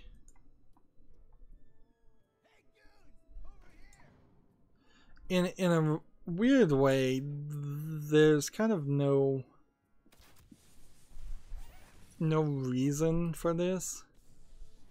Like, why not program something like PT and finish the game? Instead of just following or trying to replay that short experience that it'll just never be that. It'll never be that way again. Let's see. this and this and that. Let's see. Apparently, the DARPA chief contacted Dan Reichert of Giant Bomb. Let's see.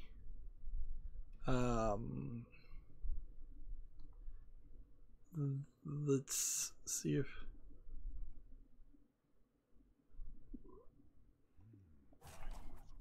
Let's see.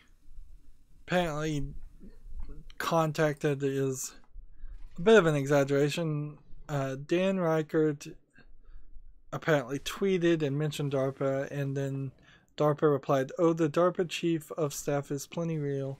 He assesses the technical merits and risks of proposed and current projects, providing advice on technology strategies. He also guides, supervises, and coordinates the agency's planning and operates." MGS left that part out.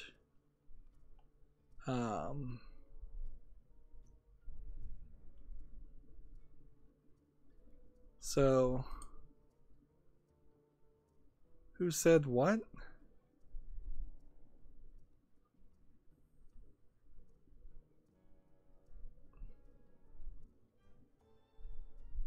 Oh, so Dan was just being stupid, which he does, and I think part of it is Dan is kind of comedically ignorant on many things, but also I think he just plays it up too. So in some video, Dan Reichert said, "Is the DARPA chief of staff real?"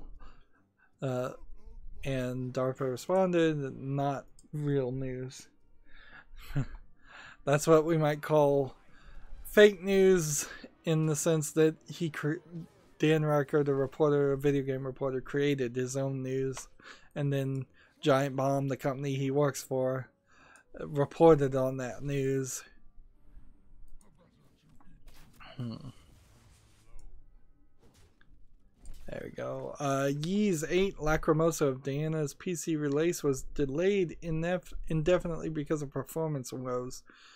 See, this is the other side of the coin. For many months in 2017 and pretty much the second half of 2017, we were seeing so many games get announced for PC that were from Japan, and now it feels like the worm has turned and they're going to come back and say, "Oh, we can't get the performance, we don't know how to program on PCs, it's just not our forte." I guess I should have done this on it. Yeah, I guess that would have made more sense.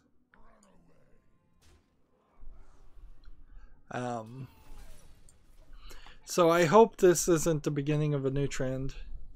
It is better for them to delay a game indefinitely and fix the bugs and not release a piece of garbage PC port. It's bad if this is just the first step to them saying it's never coming to PC, or it's really bad if they never planned to bring it to PC and they haven't put any work on it at all, and that was just all a lie in the first place to get more sales. If it was a lie in the first place to get more sales, then why change the lie? Why not delay it a few months and then delay it again, then delay it again? Why? It seems like there's a level of honesty if you're going to say it's delayed indefinitely because we actually want to fix the bugs. So we're over here to the Americas account, and we very rarely get to the Americas account and still have news to talk about, instead of going to a muted post show play. Let's see. Need to play Beasts and win with the Druid and Hunter. And honestly, if I just win with the Druid and Hunter, I'll get 2 of these done anyways. So let's just try to get all 3 of them done. Why not? We're getting packs because of the Choose Your Champion expense thing. So we got another epic, which probably isn't a duplicate, and we have a gold that I can disenchant for dust. So let's see, new. And we've got this one. Disenchant that golden common for 50 dust, which that's quite a lot. And we now have only you can target this with spells and hero powers. Not a terrible card, honestly. Like for a wild deck or for a current standard deck, this makes a lot of sense. Let's see, beast and hunter deck. Yeah, we've got something here, and we'll play casual so we get some victories. We can actually just play casual standard and maybe get more victories because of that.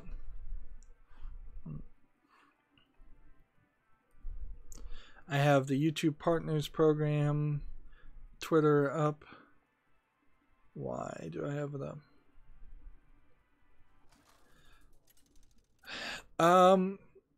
YouTube creators at YT creators is tweeting and promoting people. There, I believe, is a okay, so here's my confusion. I was a little confused about this because I saw the phrase YouTuber of the Year and I didn't see the blue part that was highlighted. So creator activists at Jackie Anil,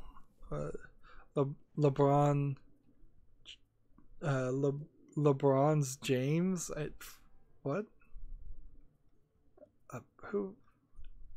I have no idea who this is, but they were named the NAACP YouTuber of the Year, and that's why I had that open, is because I was like, wait a minute, there's a YouTuber of the Year award? I've never heard of this. Like, why would they give out YouTube awards? And basically, though, like, the announcement to the changes of the YouTube Partner Program happened January 18th. No, I think it happened 17th because that's when they started responding.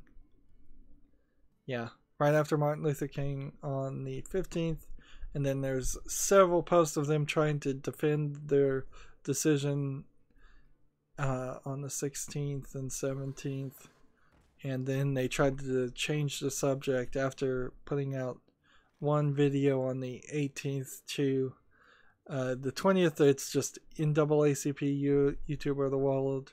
Congratulations to another YouTuber who got 4 million subscribers. Promoting another video, promoting another video, promoting another video. And they have a pin to update on the changes, but they're not going to adjust it anymore. They've learned to just be silent on the matter, and that's going to work for them better than anything else.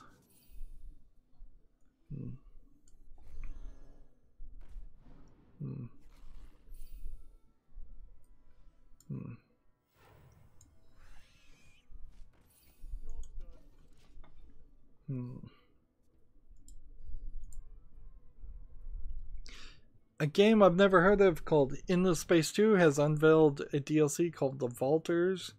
So I guess if you're into that, the Endless Space 2, that's cool for you. Endless Space, to me, looks like it's just a... Well, some of these cutscenes actually look like they might be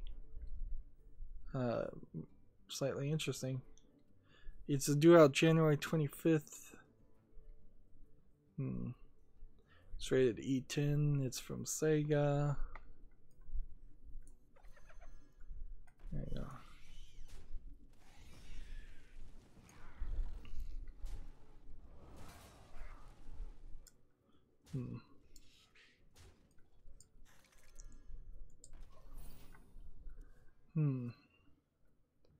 It's also on Steam. So I guess I'll check out Endless Space 2 and just double check. High chance I won't be interested in playing it, but maybe. Eurogamer has an article, speedrunning Mario has transformed the way I play games. Honestly, speedrunning any modern open world Mario game is kind of pointless. I tried to make an analogy several hours ago of what if Super Mario Brothers, the original, was remade, but it was just newer graphics and barely changed at all. How bad of an experience would that be compared to what New Super Mario Brothers was, which was a pretty good reimagining of the game. But of course, Nintendo knows not to remake Super Mario Brothers as just a HD upgrade, because that's not going to work at all. But speedrunning even the old Mario game has probably been done to death. I don't see videos of that happening on Summer Games Done Quick or Winter Games or the European speedruns.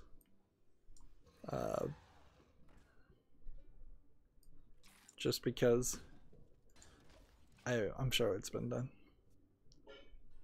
Tangle Deep. Did I already talk about Tangle Deep?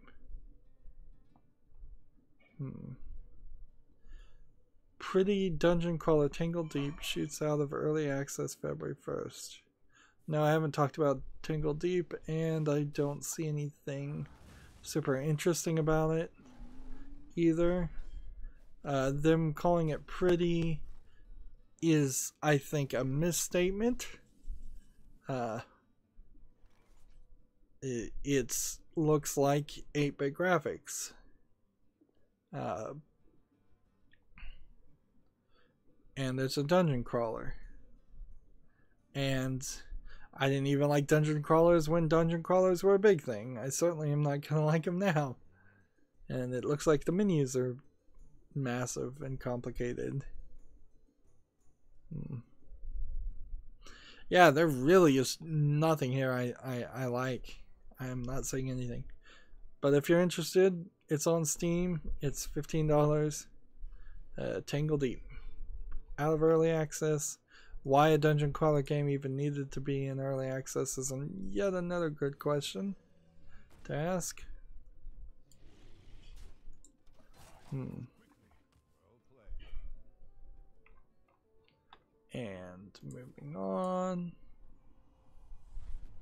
Keep loading these pages. Total War Warhammer 2 is powering up the Bretonnia when the Tomb Kings arrive, so that's the title from Rock Paper Shotgun. I think what that means, if I was to guess, is that a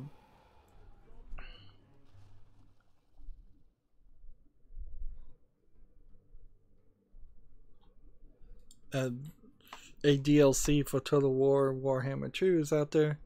I'm not sure I'd ever want to play that game, but yeah. Yeah, this is Total War Warhammer 2's first expansion, the Tomb Kings. So if you're into that game, that is that information.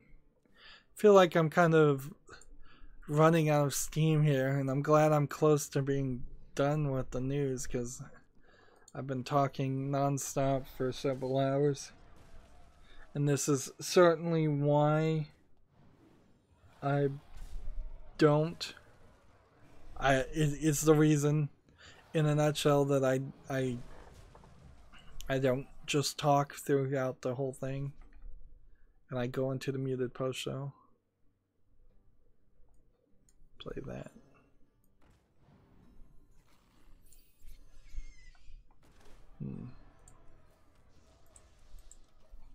Netflix's Castlevania animated series season 2 premieres this summer. It will consist of 8 episodes, but if they're as short as the previous season, Like, I really burned through the 6 episode story that was really just a prelude to season 2.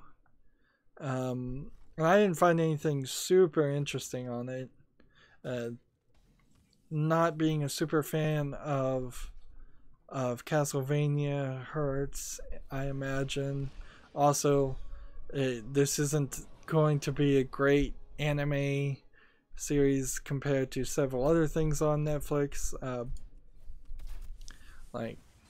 And there will be this comparison to Devilman Crybaby, which was recently released on Netflix, at least in America. So that'll be an issue too.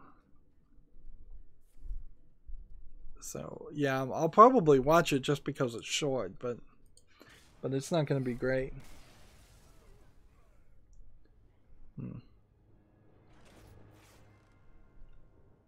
Alright, here's an article we can save for later.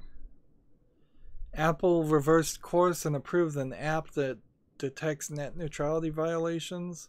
Not like there's any law or rule that says they can't violate net neutrality since it's been shut down, but I guess at first Apple was going to say you couldn't have that app. I don't know how many people are going to install that app and what that's really going to do or change anything. The Humble Bundle Hope for Orphans has 17 hours to go.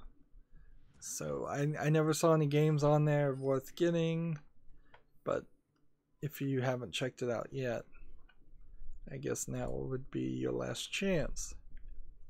There's no other Humble Bundle store thing right now, which is slightly interesting. The Twitch, like, I don't know exactly how you would get it to Twitch. Maybe you can type in www.twitch.tv/rydo_of_all, so Twitch TV/Rydo of all, and that would take you to my Twitch thing. The first presentation, which is just my intro, will come out at 10. I don't think that I'm using all the features because I don't have any subscribers, so maybe I need a few people to subscribe to my Twitch thing so I know how the scheduling and preloading of premieres, since this is their new system, actually works. Right now, I have no clue how it works. Boy, my voice is getting rough.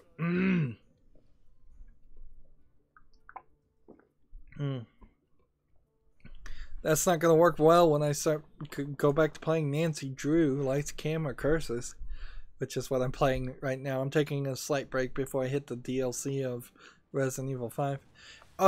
It also has occurred to me, and I'm thinking about this, and I'll look for feedback over several streams. I'm thinking maybe in April of going to daily releases. Like, my videos aren't getting watched anyways, but they might be getting recommended less because I'm not releasing things on Saturday and Sunday. So instead of a Monday, Wednesday, Friday release and then giving people the weekends off, just releasing pre-recorded footage every day at a specific time. As I'm moving forward and doing 30-minute episodes and making shorter content that runs a longer amount of time over the days and weeks, I'm getting more content that would kind of work with.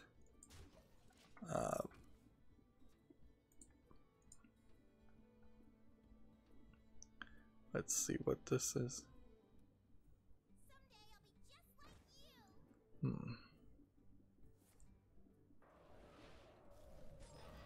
Yeah, I'm still trying to learn YouTube. well, I'm still trying to learn Twitch. What was this?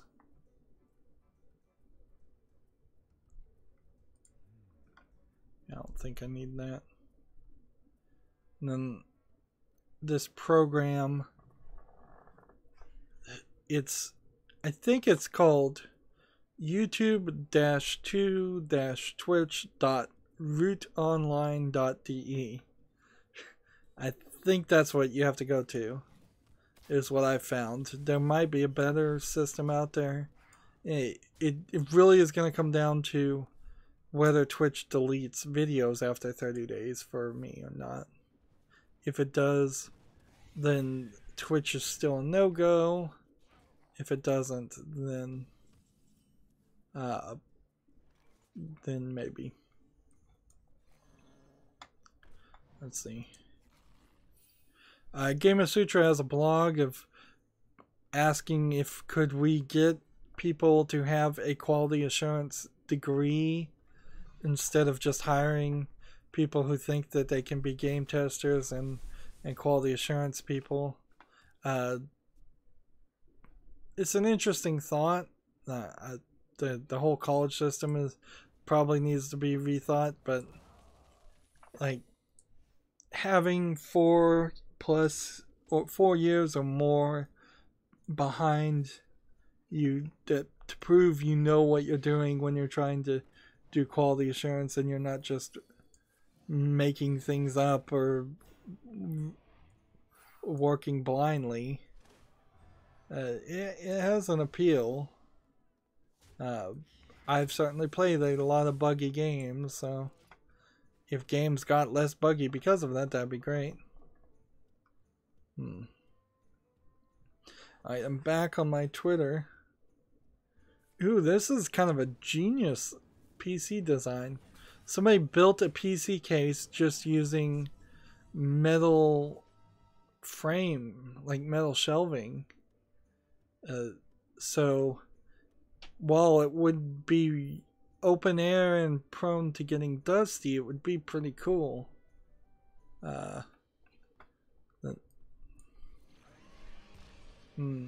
Yeah, I think it's probably your open air cooling your PC too much at that point, and that would certainly not stop any noise. And for me, on my PCs, the noise is the #1 issue.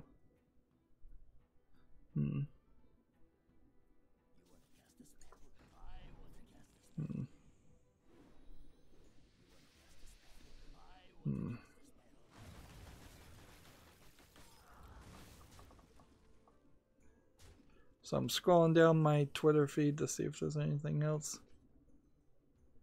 John Cena in talks to star in a new Duke Nukem film.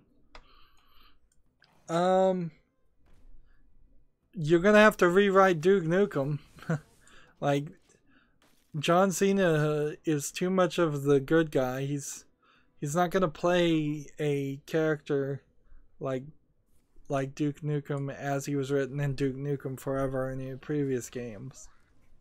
But honestly, if they could get John Cena in a movie playing Duke Nukem so they could then recharacterize Duke Nukem as somebody that is likable and not offensive, that might work.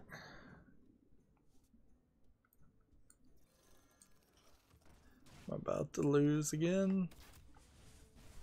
Of course, I can just cheat this account and play against myself. The Evil Within aired 45 minutes ago on my channel.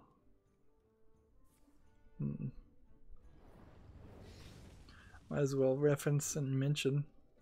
Might as well shill my stuff.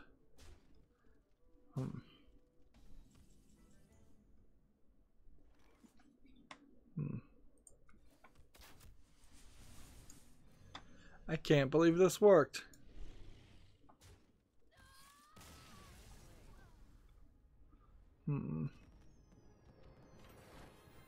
What is this? There's like a Cartoon Network game.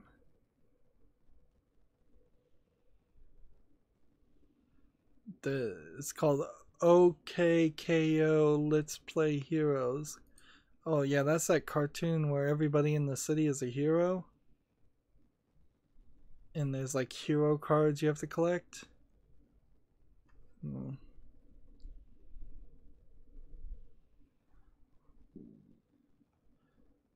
Here's a picture of Minnie Mouse as a minifig. I thought Minnie Mouse already was a minifig. If you bought the Disney Princess Castle, that's gigantic. Hey, I guess I wanted to get that one too. That take forever. So what do I need? 2 more victories. Let's do one more as I'm still looking. Because who knows? ASUS launches a 7.1 surround headset with synchronized RGB lighting. That's probably overkill. Escape 100 alien world in the sci-fi survival game Symmetry. We'll look at that.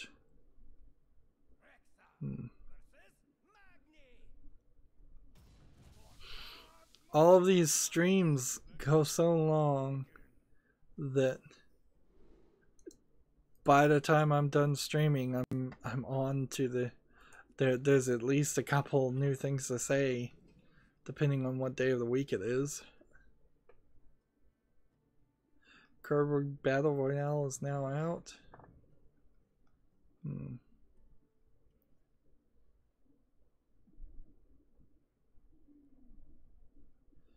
Even without price gouging, most NVIDIA graphic cards cost more now than they do in 2016. Well, is that including inflation or excluding that? I imagine even including inflation, they've gotten more expensive.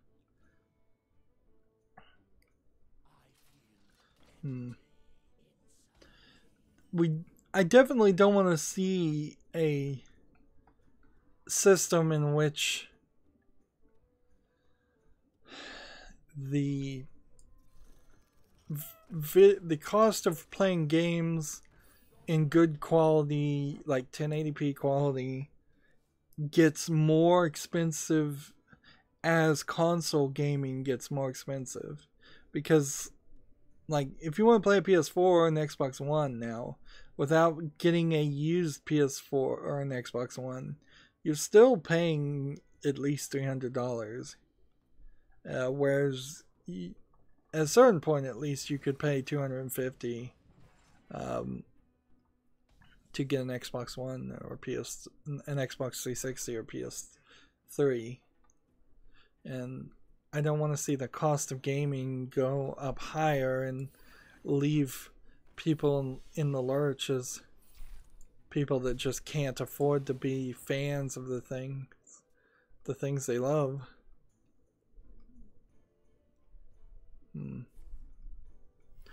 I thought maybe one of the Rise of the Tomb Raider episodes aired at the wrong time. If anybody feels like that's the case, let me know. I'll double check. When I double checked it, it looked like it was fine. One of the things about the marathon video that I did on Saturday is the just vast amount of processing time it takes for that video to be reviewable after the live stream is really high. And comments, I didn't see any of the comments till the end, and they don't transfer over. But that stream did get me 49 views, so if I were to take every Saturday off for some reason, which I don't think I could do, that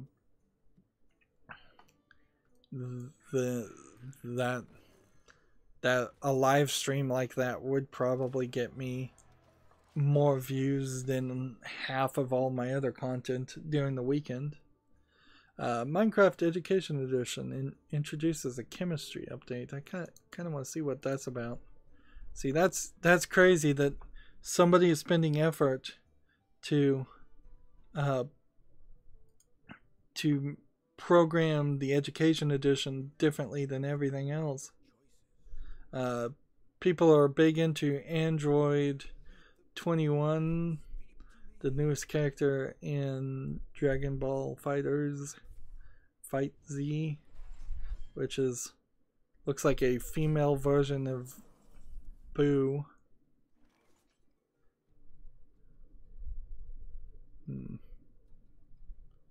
Owlboy 12 aired. Not a game I particularly liked, but still worth people watching. Heck, there's a lot of games I play that at the end of it I'm like, okay, I was either not satisfied at all with that game or barely satisfied. I'm still scrolling down. OBS has an update.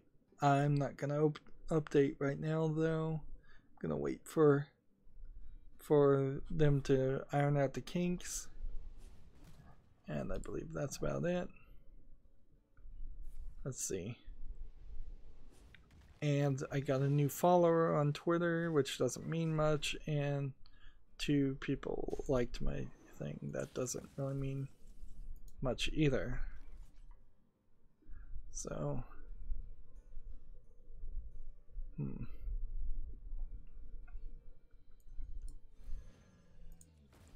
what are we looking for right now? Victories? Just go ahead and kill that. I should have hit him with this one. That was poor playing on my part.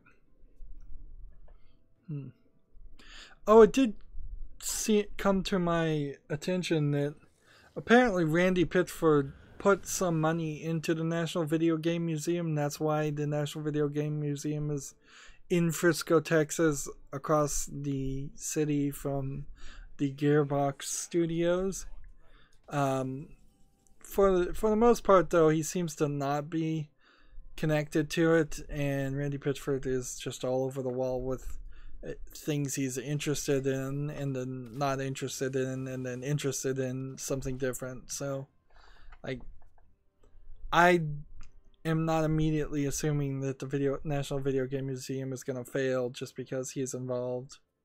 It may struggle to succeed a little bit more in the same way that Randy Pitchford can potentially steer a ship in the wrong direction. I would argue. Alien Colonial Marines being a great example.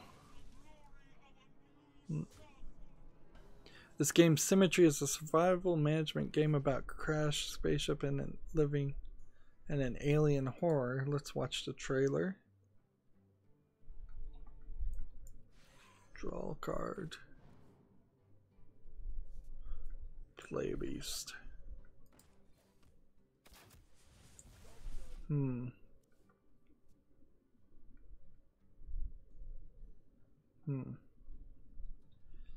It's a flat 2D slide scrolling management style kind of point and click adventure looking game.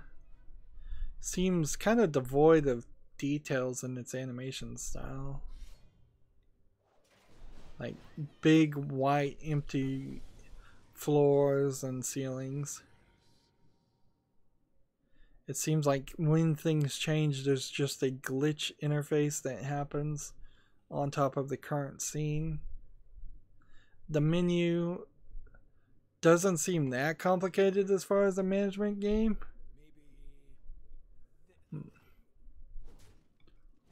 Yeah, Symmetry doesn't strike me as something that would be super interesting to play. It looks like a big, boring, empty game, if anything.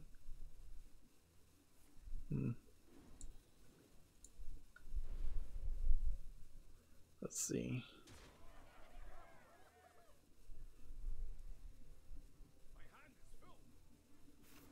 Peggy has rated Mercenary Kings for Xbox One. That's all we know about it. Anytime I get a link to Peggy, that means there's very little information about it.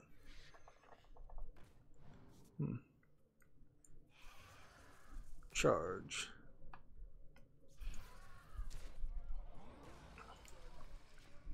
Let's see.